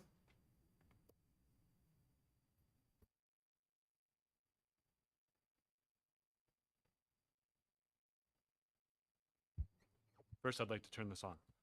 Then I'd like to discuss my resolutions. So the first resolution that's on my work session is I'm requesting the use of ARPA funds to fund an HVAC repair to the air conditioning unit at the Chandlery that has failed and is not repairable. We had Command Air had come out on several locations to take a look at that particular air conditioning unit. They tried to do several fixes for it because the Explorium every couple of weeks kept coming back to us and saying, you know, it's getting too hot in here, it's not working. They were able to fix some electrical issues, but this particular one unit just has failed and they need to do a rebuild and fix it. So we had gotten 3 quotes with the help of the Highway Superintendent, Steve Gallagher. So we've accomplished our procurement procedure, and now we need to get this fixed so that it is, you know, fresh and that we don't have any more issues with it moving forward. So that particular resolution is requesting to use $12,460 of ARPA funds for that repair. And is your expectation that one of the trustees will make that motion? So Mayor, if we could, part of my report, and the reason that the treasurer is discussing in depth the resolutions he's requesting is because starting at our next agenda meeting on the 25th, we'll be further fine-tuning our procedures. We've been very good this evening at discussing requested resolutions, And that is really what this meeting is all about. So to further fine tune, at the agenda meeting, we'll have the commissioner or trustee responsible for that area making the motion that pertains to the area of responsibility, okay? With the trustee at that side of the dais seconding that same motion. In the absence of that trustee, the mayor will second the motion, okay? Keeping in mind also that it is not incumbent upon the mayor to actually vote. The mayor doesn't need to vote unless there's a tie. So I just wanted to let us all know that. The resolutions on the agenda meeting agenda will be categorized accordingly. I started to do that with my work session report this month. You'll see that it looks different than it normally does.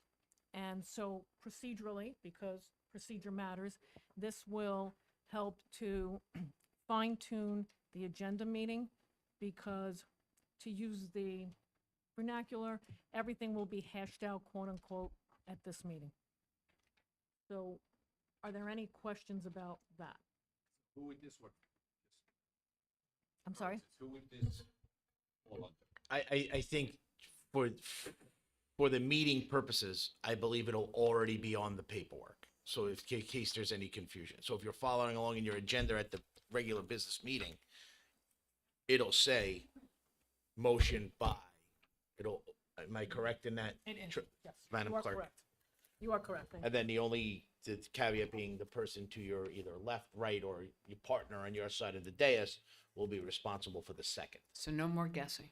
No more the mayor asking, is there a motion? Please, can I have a No motion? more awkward silence. So, but, okay, but who would this fall under?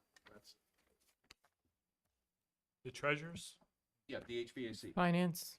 Finance? Oh, Finance. okay. Finance, Oh, so that because would it's be fi- got trustee it. Ugrinsky. It could also, it could be DPW. Right. Because Right. you're, you know. But that'll be decided by the clerk prior to the meeting, and it'll be already on the paper. And it'll be on the agenda. Now, however, you'll be absent, So then okay? So we'll, default to the mayor. okay, so we'll default to the mayor. And the reason Okay. for all of this being spelled out in such a way, me talking about it, is so really to see if there are any questions, if there's any clarification needed, so that we can just hash it all out and decide now if we should move forward with it being on the agenda, or if there's no more questions, then we're all good, we can move forward with it. And we get this, and we get the final agenda or a draft agenda, 4 working days ahead, so.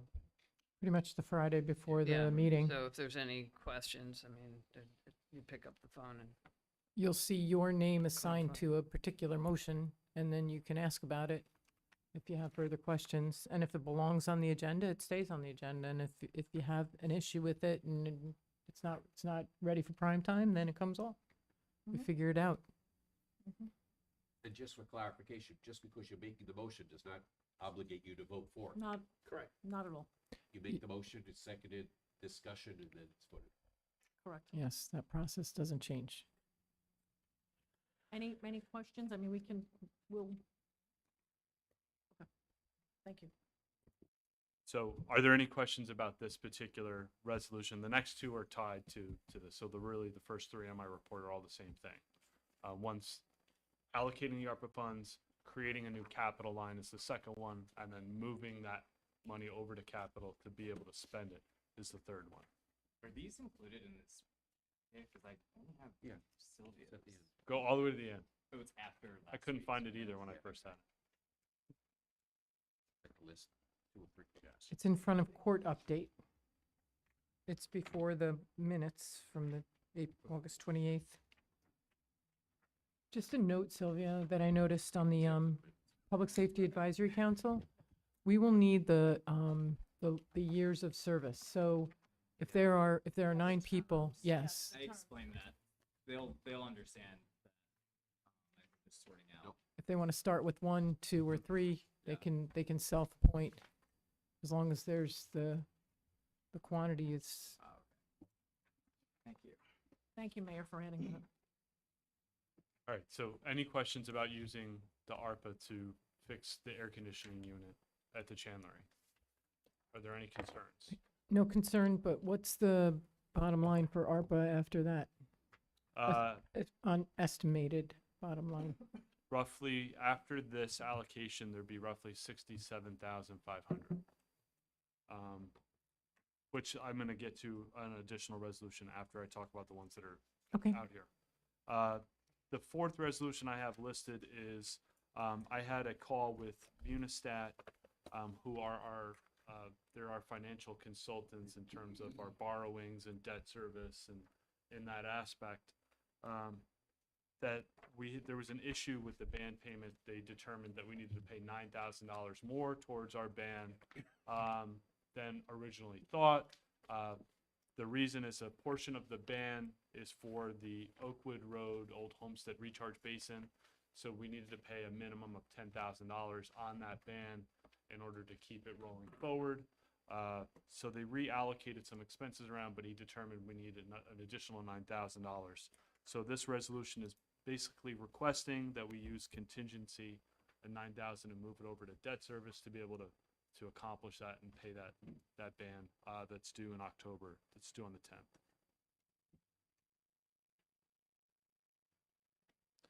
If there's no questions on that. Stephen, Yes. can you speak with this, can you give this board some background on the manual check policy so they understand, all of us understand the manual check approval process? As it is, or as I will, As we will be implementing it, as we are implementing it right now. okay. So the way the manual check process, as recently discovered when we were going through our procurement and redesigning, the procurement policy and manual check policy. The current manual check policy that we implemented last week, right? You got a request for manual check approval? I got a request for manual check approval, and trustee Giuliano got a check for manual Yes. check approval. Separately, independently, can you go through that? Yes. Not what it was before, not what it might be in 3 years, just what it is right now. Yes, Just Mayor. to be very specific about the question, I'm sorry. So the manual check process, when there is a request for a manual check from a department head, any department head from the village, they have to request it. They have to have, it has to satisfy procurement. Then that particular request and dollar amount, if it's determined we need to pay a vendor or there is a request to pay a vendor outside of the normal check processing system, we pay our checks once a month. If we need to pay it outside of that, or if there's a request to pay it outside of that, the only mechanism is through a manual check process. So what we have to do is fill out a form. What are the circumstances under which a manual check request may be processed?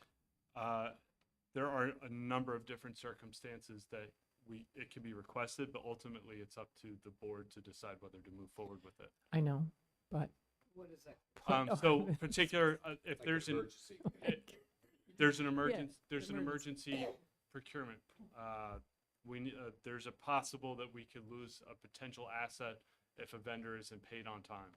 If there's a contractual obligation to pay somebody, if there's a statutory liability that somehow didn't get paid in the normal check run as it normally does, we would then need to do it outside of the normal check process. Those are all reasons for potentially requesting a manual check. Right, and that's on the potentially substantial late fees with any type of an issue with the vendor as well. Could be another reason. So the process is you put all it together, the invoice, the request, all of the backup paperwork, and you have to send it to 3 trustees individually, and you have to have 3 yeses to be able to move forward.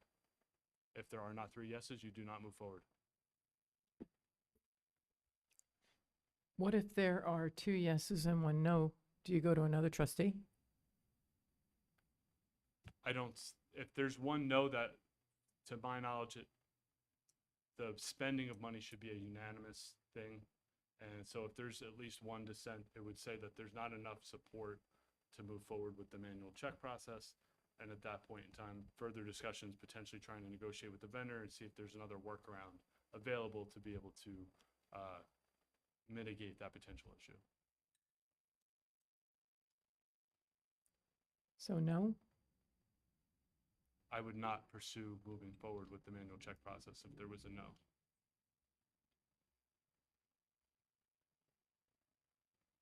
Okay. Just thinking. It's interesting. But anyway, thought that this board should understand why, if, because it will happen, and it does happen, that if you get an email from the treasurer seeking approval on a manual check, that's the process, that's the policy. So it's part of the procurement policy. I think I think let's just use the two that we received this week, right? As examples. I think they're both good examples of when you would do it and when you wouldn't. So, for example, we had a situation where an employee had to put out their personal credit card because of a village emergency, where the village credit card wasn't available. And so that employee now has a due date for that payment, which would have incurred late fees for that individual if they had to wait for the normal check run, right? And that has obviously some further reaching implications, like it could impact that individual's credit rating, et cetera. So obviously we don't want to have that burden placed on employees. The other one, which I disagreed with, was a vendor where I think there was an issue with the invoice. Either it had gotten lost or something. In that case, I think the appropriate response is just, here's our next check run. We'll make sure it's in there. And I don't know that I would want to do a special manual check for, in a situation like that. I did have some other questions, like, do we have any vendors who have less than a net 30 requirement on an invoice? We have dealt with vendors like that, but we work it out with them and they become less stringent with their less than net 30 after we tell them that we can't Okay, good. accomplish those goals. Yeah, we would almost want to push for a net 45 with our vendors, just to give ourselves that buffer for if it missed coming in on for one check run, it's definitely gonna hit the next one. Yeah, the majority of our vendors work with us and have that understanding. There are certain vendors and there are certain bills that get paid that are can't change it. Yeah. Lease payments, credit card payments, that they don't Right, move. they'll have a specific That's- date. Right. Yeah. So, I mean, the one instance that you're referring to was also involved health and safety issue with the, we had to pay a vendor to come out for the village center having a sewer backup at that time. There was Yeah, there literal was no su- wiggle room there on that was- one. we There was need- an event. we needed to protect the residents. So, at that point in time, we didn't have Yeah. the village credit card. It was 8 o'clock at night, locked in the drawer in the treasurer's office. So, Sure. thankfully, the village clerk stepped up and she helped, get that situation resolved. So, hence the manual check request to try and get her made whole from that point in time. Yeah. The other particular situation was a invoice that got lost during our email changeover for our bond counsel. So it was, significantly late, but we worked on it and we'll accept payment at the end of September. Is this a standard process that other villages use, or did we create this ourselves? No, other villages have manual check processes. Yes. But this process, or We're actually correcting for a lack of good process Yeah, in the it- past. So we're implementing procedures that are, like NICOM and New, thank you. And there's a guideline book, and so these new procedures follow, all of the guidelines for a municipality of our size, a village, etc. So And the other aspect to it is that it's involved in state law, that the village board is the only body that can spend money. So that's in state law, hence it needs to be unanimous, or not unanimous, but there needs to be a majority of the board, which is why the 3 requests, so. Yeah. no, got it. Okay, go ahead, Stephen, with your agenda.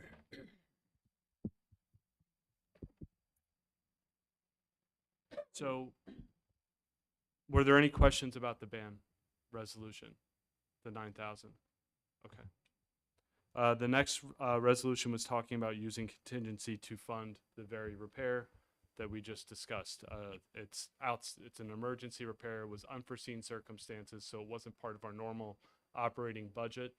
The funding doesn't exist currently in the Recreation Village Center budget to pay for the $7,100 repair. Hence the request to move contingency expenses over into Village Center. My understanding is that we are currently trying to work with the vendor to reduce the cost of that particular bill. There were some discrepancies. The rec center manager didn't feel that $7,100 was correct in the amount that we were charged. So we're working with the vendor to try and reduce the cost, which would then reduce this particular resolution. So if you see this particular resolution come down in funds, it's for that reason, that we're able to reduce the bill. Working with the clerk's office on that as well. And just for clarification, the bill will be reduced, if this works, the bill will be reduced substantially to almost half. So we'll see what how the conversation ends. The following 2 resolutions would be resolutions to propose adopting the revised procurement policy and manual check policy. So those should be, once we've cleared it with legal, they should be circulated for everybody to review prior to that particular vote happening at the regular meeting. I'm also going to be requesting an additional resolution to appropriate ARPA funds for coastal technologies for the plantings on the bluff. So I didn't have that together in time to get it onto my work session. I'm going to put that together with whatever the final numbers are that come from that particular proposal, so that it can be put in front of the board to discuss at that point in time and decide whether to vote on it or not. Treasurer, did we get the implementation cost for that? I haven't seen it yet. I know those discussions were ongoing. Who's having those? Who's leading those? That discussion? I asked for the estimate for installation. So it was clarified that they are not installing and we are installing, or we have to pay more for them to install? None of the above we are not installing. Okay. Our staff cannot do that project. So I asked them for an estimate of what it would cost to have the installation completed. And they promised to get it back to us. And right now, the other thing they're doing is working with GEI to update the permit, the DEC permit that would adjust the existing approved permit to include this project. So those are the 2 outstandings. And then we also asked them to put together a more user-friendly proposal. So we should see that cleaned up within the week or so. I think based on the presentation that during the public comment in our last meeting, there was that one member of the Bluff Committee that stood up and had some feedback on the proposal. So I'm assuming that that's what they're fixing, right? Yeah, the issues that pop up. Harvey. He basically said it was, I think he used the word sloppy, and Yeah. and sort of vague and maybe fluffy. So again, to put it Yeah. together in a more user-friendly format And and comprehensive. professional. And are they going to include what they would qualify as a success for a pilot? I believe they have that in their material. hmm hmm But you'll have a chance to look at it and react to it.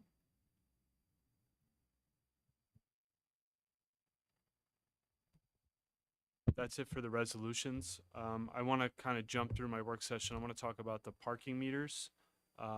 Before I get to the revenue, we're going to be having a representative from the company that is actually selling us the parking meters come out tomorrow, and we're going to meet with either Steve Gallagher or Jarrett from DPW to go over the sites for the installation so that we know what other costs we may need to incur in order to set the meters where we want them. So, if we need to redo the bases, pull out any, the meters where they are, they've been sitting there a long time. They're on like the metal panels and concrete, and it's potentially incompatible. So we may need to do some work to get ready to set it up. So that's what that meeting is going to be about tomorrow. They should be here between 12:30 and 1. We'll go around to the individual locations and figure out what needs to be done. Is there any benefit to inviting a representative from the parking committee on that field trip? Discussed the locations with the parking committee at one of their meeting about a month ago, and the locations that we're going to be visiting, they were all in agreement that those were the best locations. So Is that now, in writing somewhere, those No. locations? no, Okay. That should probably happen, to put that in writing. And maybe it comes out of the field trip. But I don't think there's any, I don't know where they are. I can tell you. I know you can. But it should be documented somewhere. It should be part of the scoping table. Okay. Okay, if there's a proposal or an invoice that we're paying against, it should be included in that. Yeah, I mean, essentially the 8 replacements are going to go where 8 meters are standing right now. So that's. Yeah, it just needs to be in the documentation. Okay. So that's going to be going on tomorrow. As you can see in the report, the village is up with its revenue compared to last year. One of the things that I discovered when going through the revenue is that the total transactions are down over the same period. I was initially concerned, wondering, about 10,000 less transactions from April 15th to the end of August 2023 versus 2024. And then digging deeper into it, we reduced the hours of the parking from 11 to 8, and how many transactions happened between, I looked at the months of July and August to see how many transactions happened after 8 p.m. And compared it year over year. And roughly almost 4,000 transactions between August and July occurred after 8 p.m., but more than 2024, right? So part of that number is that we've reduced transactions because we've reduced the hours. Probably, I would say roughly 80% of that. They're still down a little bit, but that could be encompassed in maybe there's a few longer transactions and, people aren't going there to, a few less $2 transactions. But by and large, the majority of that change was because we reduced the hours. So an outcome of the bid meeting last night is that they're very interested in seeing these reports, the board. So if there's something that you can put together, the data analysis, and have I- that for, I've been speaking with with James Mhm. via email and I delivered him July's information in August, and asked, we're having a back and forth communication over what the parking committee and him, what they may need. So I'm working on that with them. How Can you long have we, sorry, good. bring me into that informational loop. Yes. I'd like to see those numbers too. How long have we been capturing that data or had access to it? Like, Which- where's the which data data are we coming? talking about? Yeah, that's, okay. So what data are you referring to when you're talking about the revenue data? and the transactions. So this revenue data is all of the revenue. It's Danford's revenue, it's the charge point from the charging stations, it's the meters, and it's Honk Mobile. And so it's all of those together. So and that's how how are we gathering that? That's I have there's online access to our meters through Metric. okay. We have online portal through Honk Mobile that I can run custom reports and try and send it to Excel and filter it however I need it. ChargePoint, there's online access for that as well. And then I've been working with the CFO from Danford's to on a monthly basis get their numbers for what they're charging for their parking passes. And then I put it together. I have a spreadsheet that I put it in. And I just Okay, keep for the adding to new it. machines that are coming in, Yes. which of these goes away then? Danford's obviously would still stay because they're still gonna have parking passes. None of it will go away. It's just going to be a different. We won't have Metric. It'll be T2, which is our enforcement okay, software. so Metric will go away and be replaced by T2. Correct. Okay. Now the total transaction information that's also available via Honk. You know, and that's the meter data is a little more difficult to parse. You have to really dig into it to see, you know, how your meters are doing. It's not as clean as Honk is. So I'm basing most of the transactional data from our Honk vendor and Okay. not from the meters themselves.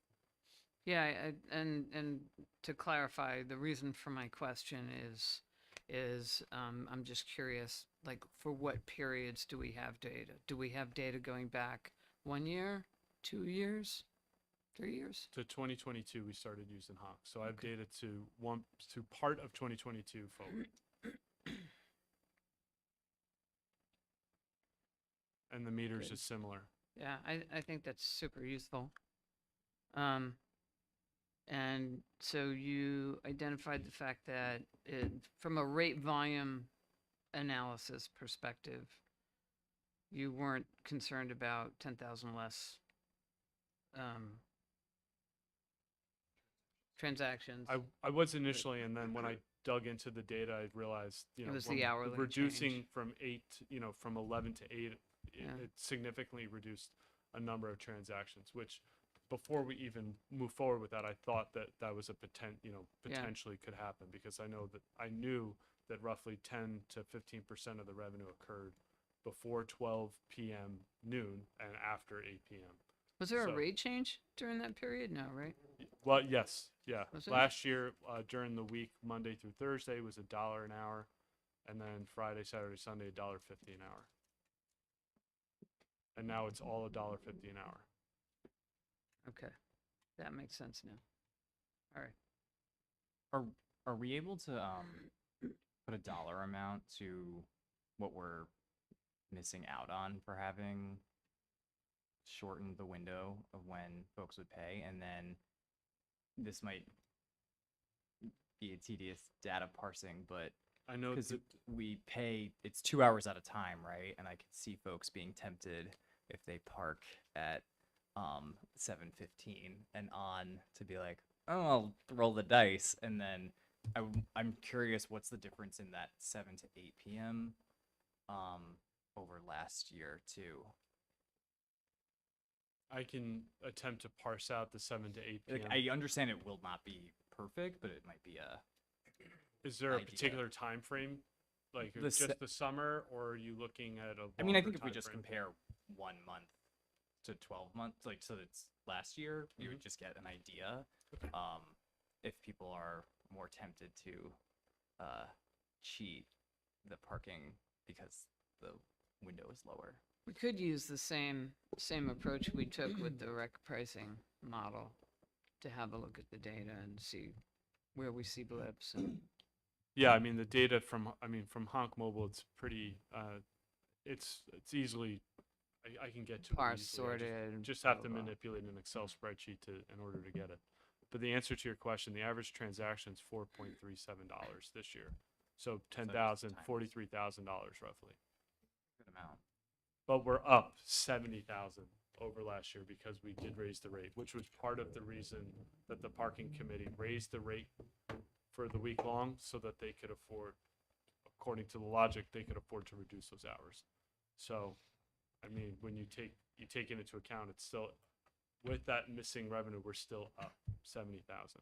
And I think what the feedback from the merchants, commercial district is, if it's not competitive, we shouldn't be charging for it. If we don't need to manage parking, we shouldn't be enforcing parking during a certain time of day. So the stick is the enforcement, right? That stops at 8 o'clock, no more tickets. But, and the reason was because we didn't need cars to move at that time, between those hours of 8 and 11. But That was the hypothesis. Yeah, I totally understand that argument, but the revenue from the parking goes to pay for parking lot maintenance, correct? Among other parking lot expenses, parking expenses. So you can, but the issue that I'm have with the lower window, and I understand like the turnover is part of the equation there, are retailers and services, so like the nail salons, the hair salons, their patrons are paying for the parking lots when the diners and the bar goers are now not. So that could be something to think about. You know, the nail salons and the hair salons are parking on the street too. If the owners of the salons are not taking up Right. those spots. So We live in an imperfect world. I Mayor. I know. Yeah. And to your point, you know, I mean, that's, you can micromanage all this information and all the individual issues, which is why the parking committee brings such an important component to our discussions. Because and the bid and the chamber. So, I think it's important just to note that the data is available and we can use it to make informed decisions, which is, I think, a goal of this board. agreed. Before I touch on the capital audit and going into that just a little bit, talk about grants. We received a notification and forwarded it to Clerk Perillo and the mayor, that the FEMA has finally approved the phase 2 part of the East Beach Bluff for the project as it stands and as applied. So we're going to be working on scheduling a kickoff meeting and then taking it from there. What are the next steps? What does the village board want to see happen? What do the residents want to see happen with that?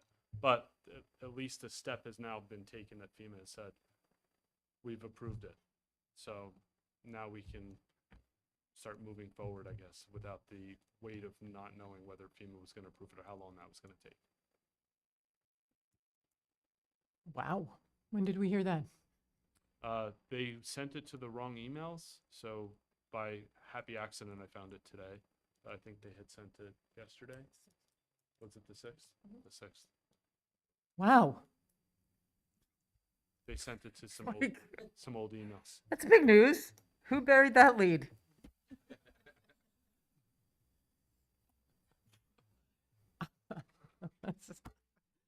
No. Thank you for speaking of that. I can't wait to see that email.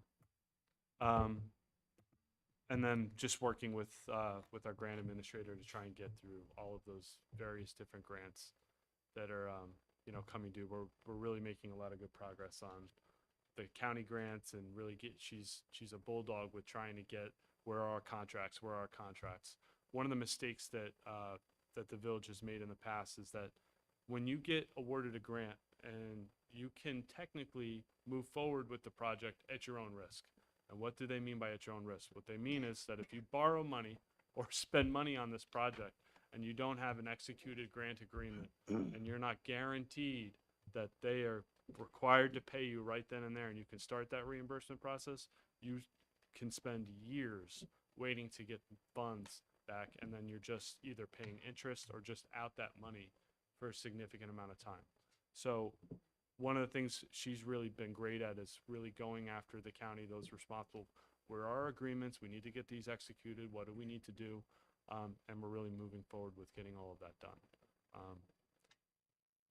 Going into the capital audit, we have, I've been working with PKF on trying to finalize some of the numbers, and they're still trying to piece together the final report that will be ready, that is supposed to be ready for the regular meeting. And then I was tasked with, I need to put together the fiscal 2024 numbers so that we can kind of have an understanding of, this is where they're saying that they ended in 23, which was their obligation, fiscal 23. Where are we now with fiscal 24? Preliminarily,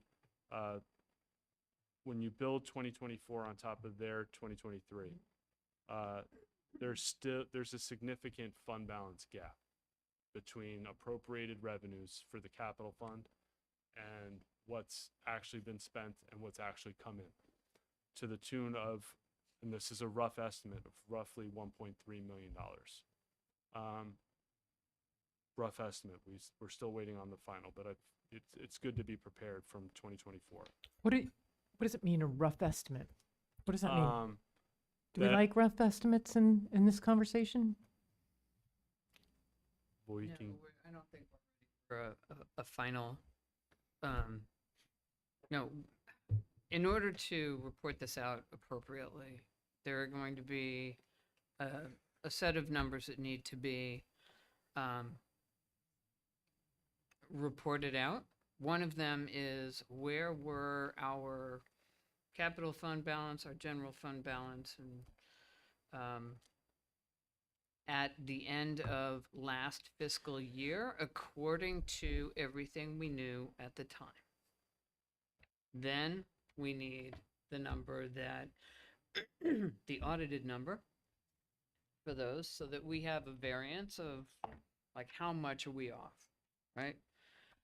Then we need to take those adjusted year-end numbers, which become our beginning numbers for this budget cycle that we're in the middle of, actuals now, right?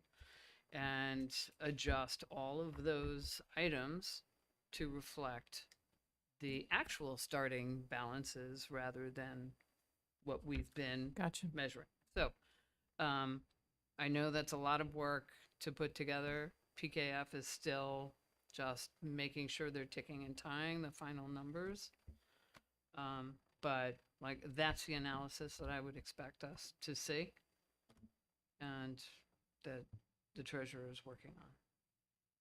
and the expectation is PKF will be at the regular meeting to present the final report with their final fiscal 2023 numbers, and what I have turned over to them based off of my analysis of the fiscal 2024 and what we've spent expenses and revenue wise. And that's, that's some basing it off of the, loose tentative numbers. I just want to make certain that we're not losing the thread, right? Because they're going to give their year-end final numbers based on the audit.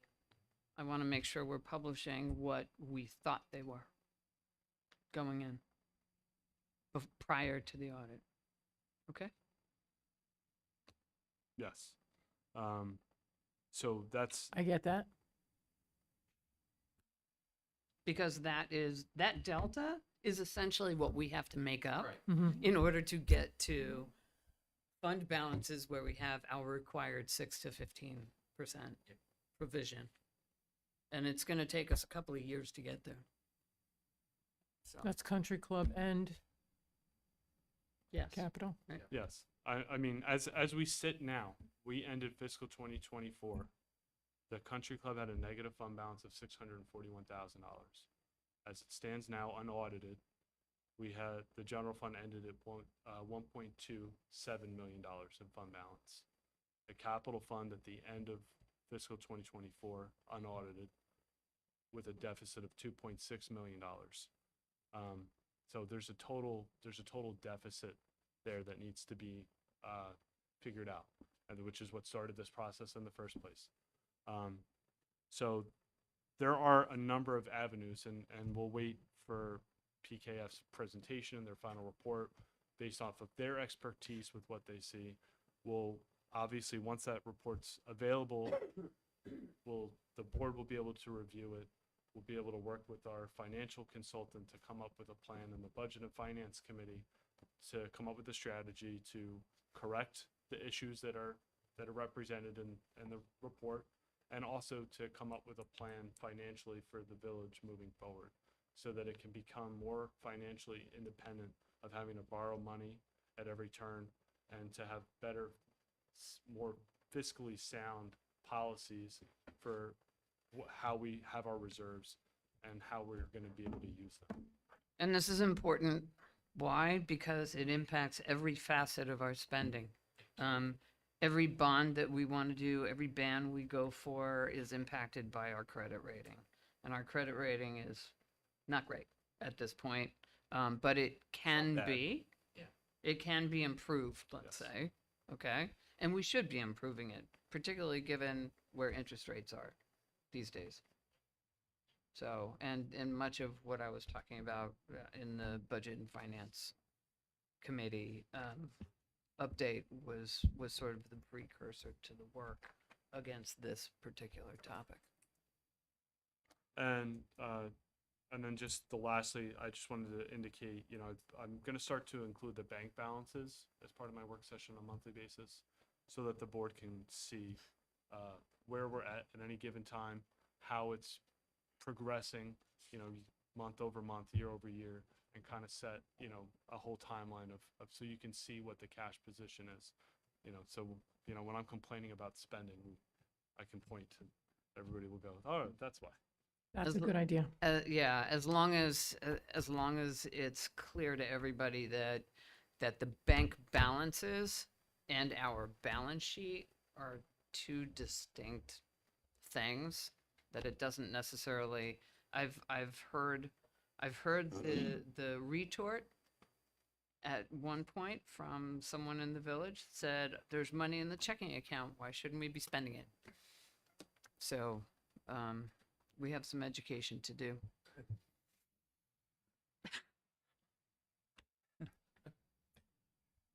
Does that conclude your report? I'm done. What's the Suffolk County downtown revitalization?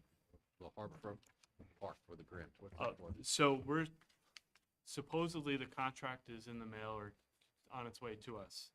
The county allocated $28,000 towards the walkways that we finished last October into December. We took it upon ourselves to do that project without an executed contract, so Right. it took a little bit longer to get the money. Yes, so we're hoping to get that soon. And that's why we're not starting a project until we have an executed contract at this point. I know, brilliant, right? Great job, man. Okay, Sylvia, Thank you. I'll be as pièce quick de résistance. Thank you. I'll Well, be as quick as possible. Sticking with finances, you'll see in the informational section of my report that we were working on the engagement letter from R.S. Abrams. That letter was actually indeed finalized and signed by the mayor. So we are in process, right, with R.S. Abrams, and that will move forward. Asking for 2 resolutions out of process, quote unquote, for tonight, and you'll see that I numbered them, and we haven't done that before. So that, again, we are fine-tuning our processes. The first one is resolution number 0191124, and the reason for this resolution is just timing. The application was received, the event has been approved annually for several years. If we were to approve this in process on the 25th, with the event occurring on the 28th, it would not lend itself to proper marketing and publicizing of the event. So I'm asking that we have a resolution approving the event application submitted by Glenn Shepro on behalf of the Royal Educational Foundation for the use of specified village streets and traffic control by village personnel at the specified village streets from 8:00 a.m. through 9:30 on September 28th, 2024 for the annual Family Fun Run. I'll make the motion. Second. What are the streets? I believe that's on the application. And are we closing down the streets or just? No, just Okay. not to my knowledge. starting at the Village Center at 8:30 a.m., crossing East Broadway to East Main Street, left on Thompson to High Street, crossing Myrtle, and right onto Maiden, right onto First Avenue, Hawkins, and then back across Myrtle to Division Street to Avenue A, then Jones Street to Main Street, crossing Main Street, ending at the High School Bowl. Thank you. You're welcome. Training. Yeah, yeah. All in favor? Aye. Aye. Opposed? Thank you. Resolution number 02-91124 is from Jake Anderson of the Country Club. We've had it happen before that we have staff employees that are taken on at certain time in order to not have these employees wait an inordinate amount of time to get paid. We sometimes need to go out of process. That should be happening less at this time of year. But in any case, I'm asking for resolution ratifying the rehiring of Joseph Mora as an outside staff member at the Village of Port Jefferson Country Club at an hourly wage rate of $17 per hour effective August 25th, 2024. May I have a motion? I'll make the motion. Thank you. And a second? Second. Thank you. All in favor? Aye. Aye. Opposed? Thank you. So now, moving on to the resolutions asked of me and my office, we have the standard monthly resolutions approving our minutes of previous meetings. The second is a resolution for a contract we've discussed several times by now, which is between the village and Mather Northwell for the provision of sunscreen dispensers. I have not yet seen that contract. I have reached out to Mather for status of the contract. Last time that we discussed it, I was told that it would be ready for our meeting on the 25th. I would like it to not come into our hands on the 24th. So if that's the case and we don't have enough time for legal and then my review and then legal review, then we'll postpone it until October because in any case, the season has ended. Right. There's two corrections I have on the minutes, and it's really just spelling. I'll be right with you. And thank you for this. Yes, When it talk about public to address, Alcasari, yes. right on the first page. It's Cossari. So C, not K. Right. Thank you. And Bob Larrabee. LAR. That is a, yes, that's a B, I know that. Yeah. Thank you. Okay, Thank you for those two. sure. See, I do read Thank you. it. Thank you, that's great. That was her way of testing. Right. Well done.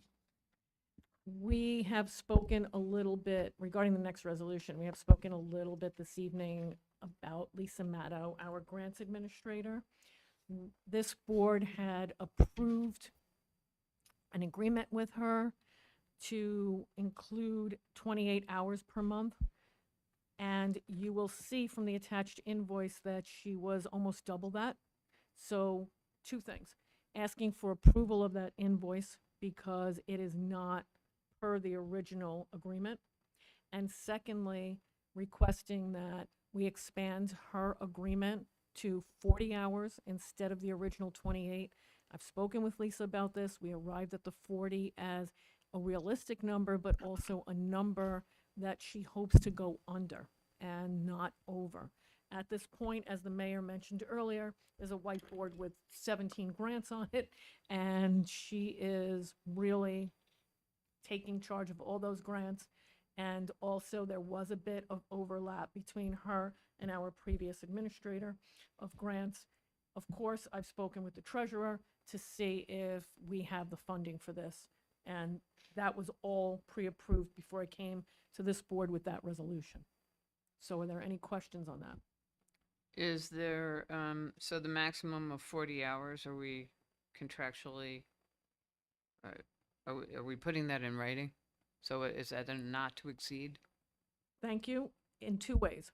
The first one is per this resolution, and the second is per a contract, which is the second piece of this, which in draft form will be reviewed by legal and then brought to this board. You have it already. And then brought to this board for approval at our meeting on the 25th for two reasons. The first one is to solidify the relationship and make it whole. And then the second reason is because with many of the grants, the request is for the requirement to see the agreement between the grant administrator and the village. Mhm. Okay? So we are really working on that. I don't want to be, penny wise and pound foolish. I mean, grant writers are an important mechanism for municipalities to ensure they're getting their fair share of government funding. So, I have no problem. No further questions. Question, Yes. in the matching components of some of these grants, the village is responsible for the matching component, right? So if Yes. it's 20% or 10%, Mhm. am I right by, in an understanding that the work that Yes. she does can be accounted as part of that matching component for the grant administration? Yes, in many cases, Mayor, that's true. So anytime that she puts into the project, anytime that a village engineer, a village attorney, anyone with a salary, yeah, Clerk, treasurer, it goes against those costs, and they're not necessarily all out-of-pocket costs that we're taking from general or capital. yes, Mayor, that's true. Okay. Yes. The work that we're talking about relative to the CEC and the NYSERDA grant, well, it's not really grants, it's really a points program that provides us like literally checks, Mhm. right? Is that included in this time, or are we going to be contracting that separately?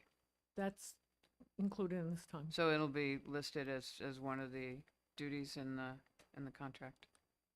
Okay. If we detail the contract to that extent, we may, or we may want, it's up to the attorney, or we may want to keep it a little bit more broad Yeah. to suit our purposes a little better. I would just like to see at least it bullet Including but not pointed limited to. includes. Could it- be, Perfect. could be. Yeah, that's good. If it's like a really busy month, but there's a great project, is there a way to go, like if she needs an extra day to do something that we all agree is important, is there a way to There always get? is. There okay, always is. Okay, Well, for example, We're we're doing, doing we're it. doing Good it enough for right me. Doing it now. at the next meeting. Yeah, okay. we're doing it One- right now, right? one-time That's how this change request, resolution's worded. For that month or something, yeah. So that's what we're doing. Similarly, we have, moving on to the next resolution, we have the same grant every year that the Justice Court applies for. Elizabeth Kidney applies for the Justice Court. So we see the results. We see the results here, and so same thing. Moving on to resolutions coming from the mayor's office. We see appointments. We continue to review appointments, reappointments, boards, dates, expiration dates, term dates, fulfillment of prior persons in the role. So we are really working on rectifying those dates so that they are more consistent with what the boards need and the way it's written in the code. So that having been said, we have a resolution reappointing Andrew Thomas. We have a resolution appointing Jack Gianola. We have the resolution we discussed earlier appointing Eunice Murato, and Trustee Hill, you'll be providing me with an email with the information for the advisory council, including not just names, but terms. Okay? So any questions on those? So we're supposed to discuss, just going back to our normal, or our new what will be our new normal procedure, hash it all out here, Mhm. and then Mhm. vote, and it should be more smooth sailing. Not to say that if issues arise Sure, between now and right. then, you can't bring them up part of discussion on the resolution. Right. But for the most part, have an idea of where we're steering. Can we just get like background information on Mr. Ginola? I'm sure he's great, but all I know is his name. I can forward you the email that he sent, volunteering to be in this role. Okay. He Mhm. was on the planning board? He was on the zoning board of He was appeals on- as a member and also as an alternate for quite some time. And longtime resident and experienced in this board's procedures. We have going to the employment, Before we go there, yes. this says Office of the Mayor, resolutions in draft form. Mm-hmm. Is the mayor making these motions? Yes. Okay. And the reason, Mayor, that it says draft form is because we did not have the luxury of time for you to review resolutions with your name on them, so I was uncomfortable with saying that they were straightforward resolutions. Okay. Okay. And so the person who seconds before discussion, Mhm. Pick a side. Take a side.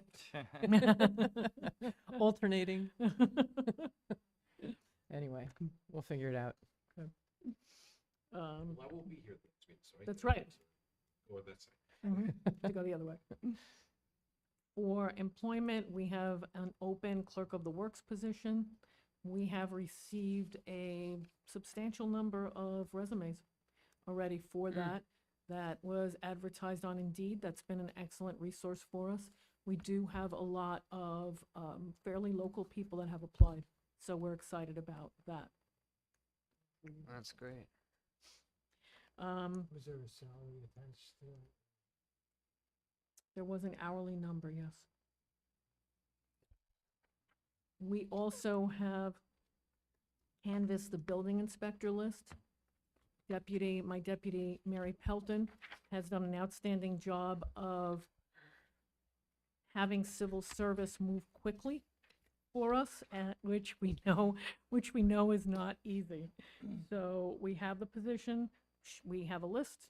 She has canvassed the list. She has worked with Andy Freeling, who's in charge of that area, to figure out times to interview. Another thing we've done is reformat the canvas letter differently. So we're giving time certain. You need to respond by the 20th of September, and interviews will be conducted on the 24th. Of course, there are always exceptions. Someone may not be available on the 24th, so we can work with that. But this is one way of streamlining the process for my office as well as for Andy's office. So I wanted to thank her for that. Moving towards the informational to talk about the new provider for emergency notification software.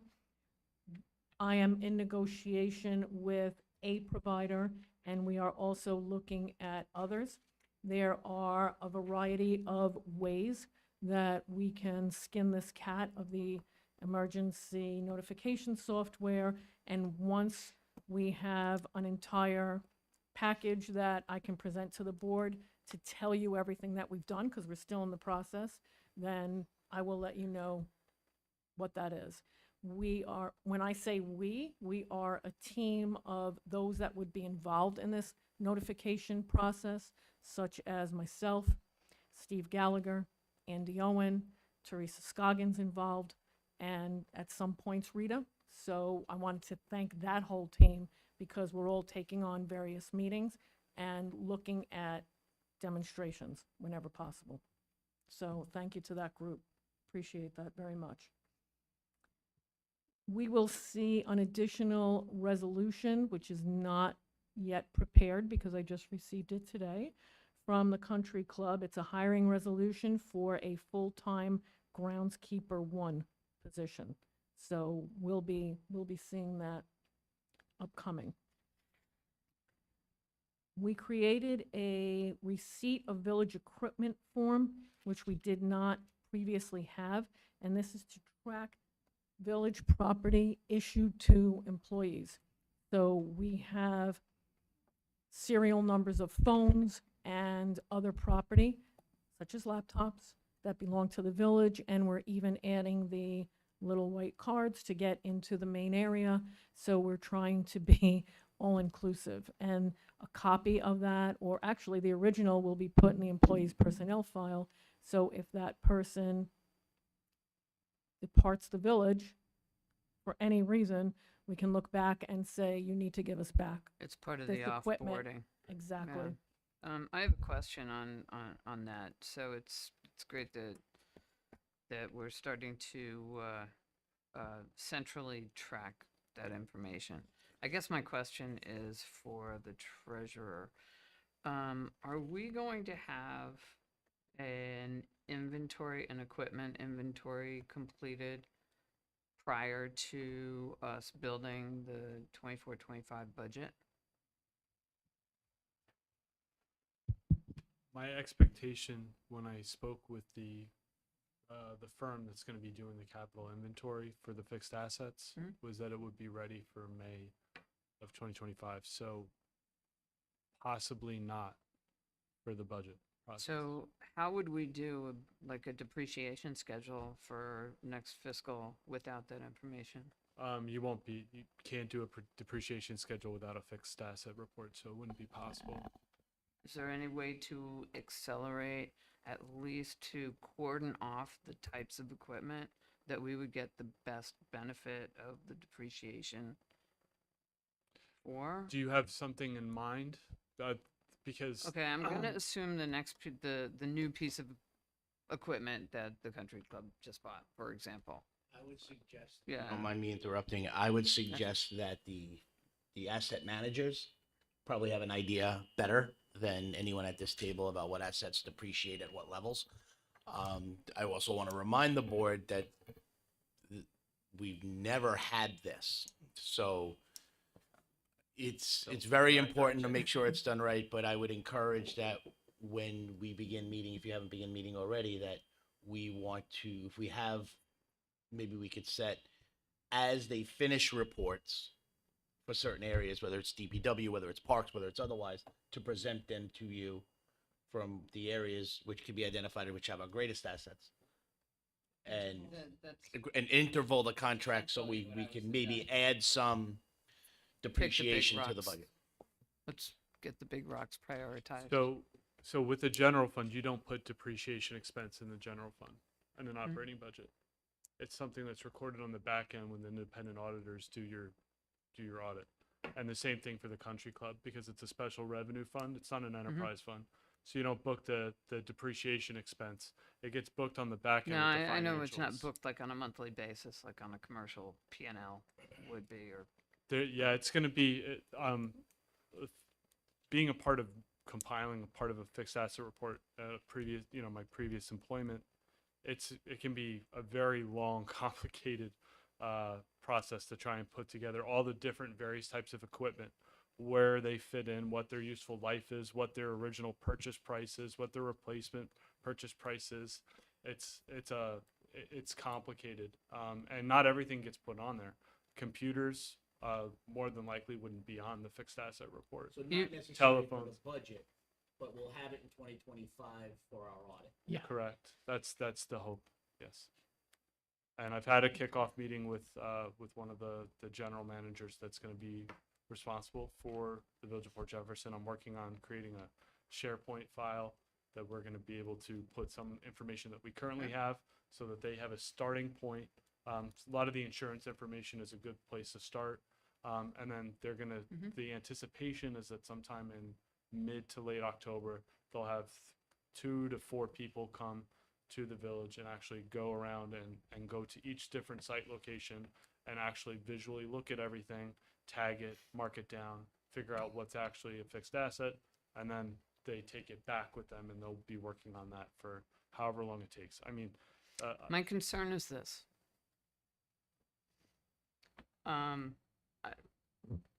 council made the point that we've never had this, right? So I want to ensure that because staff is doing this for the first time, even with the consultant helping them, that it is not stretched out longer than it needs to be. Okay, so just having done fixed assets in some fairly large global organizations, I just want to make sure that the time allotted reflects the size that we actually are. If that makes, yeah. It If- does. yeah. Also, we do have some inventory in place, correct? Like our fleet. Yes. So we have a bit of a head start. Right, with There. GPS. I mean, that's, Yes. so I mean, I would consider that one of the big rocks that should Yes. be Yes. So tackled first, and it's do, already do you well on wanna, its way. do you guys want to work together to sort of I would love onboard to, the company? I would the- love to participate in that I think process. that would be a great idea. And you can be the good guy, and you can be the bad guy. Good cop, I bad was cop. elected to be the bad guy, Thank you. and we're really just here to try and help Yes. Yes. get it done. Many hands make quick work. Okay, Sylvia, go, continue. Last but not least, RFPs. We have an RFP out for the removal and hauling of leaves. That is returnable to us by 1 o'clock on the 16th. As always, late proposals are not accepted. The RFP for trimming of trees, which includes the grinding of stumps and the removal of all those materials, by the way, will be noticed in tomorrow's paper. Both of these RFPs are, of course, on the contract reporter as well. The trimming of trees RFP results are due back on the 26th at 1 o'clock. The last RFP that we need to work on will be coming up because it's snow removal. So that is upcoming. That concludes my report, unless anyone has questions.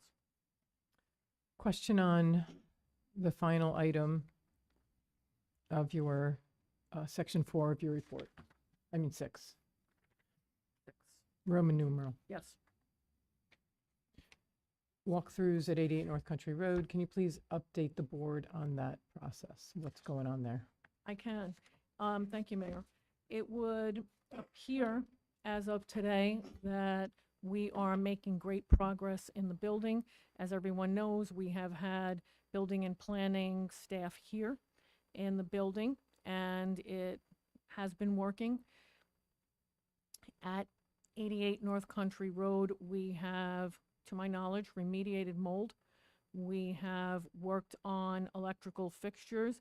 We have worked on the electric because it wasn't just the fixtures, it was the electric. Wellsback came in to work on that.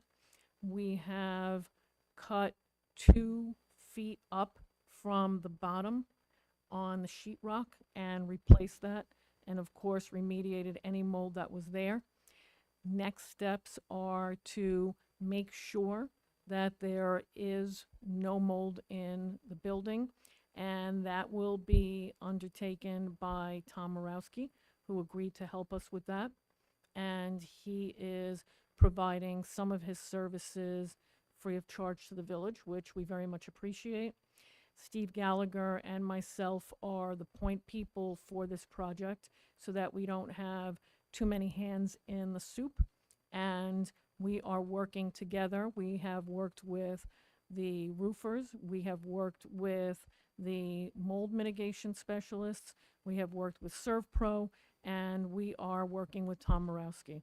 So we look forward to the return of that building to its original state or better. Does everyone know Tom? Okay, so Sorry. Tom is a contract consultant Yes. working for JRH. JRH. which is an engineering firm. He consults on behalf of the planning board and zoning board on applications and reviews the applications and comments on the plans. So he's got a great expertise. He's an architect. He's got a great expertise in project finalization through that perspective, that point of view, that expertise, engineering and architecture. So we really thought it was in the best interests of the village to make sure from independent review process, not just because it looks good, but because we have an expert who's coming in, can sign off on it, a licensed architect, a licensed engineer can sign off on it and say, this building is safe. So that was the most important thing for us to do. We didn't want anyone to get mold sickness or any kind of sickness based on this. And if a tile needs to be replaced, it needs to be replaced. If a ceiling tile needs to be changed out, it needs to be changed out. We have an independent person saying that that's what has to happen. So that was why that, you know, we're holding our building departments, you know, Health, safety, and welfare. yes. And we're obligating the village to the same standards that we're obligating our residents and merchants to for this kind of thing. Yes. So, Thank you, Mayor, for adding that. We have, in addition, we have replaced numerous ceiling tiles as well. how many is numerous? Numerous is a lot. Theoretically. Legally, it's more than six. Thank you.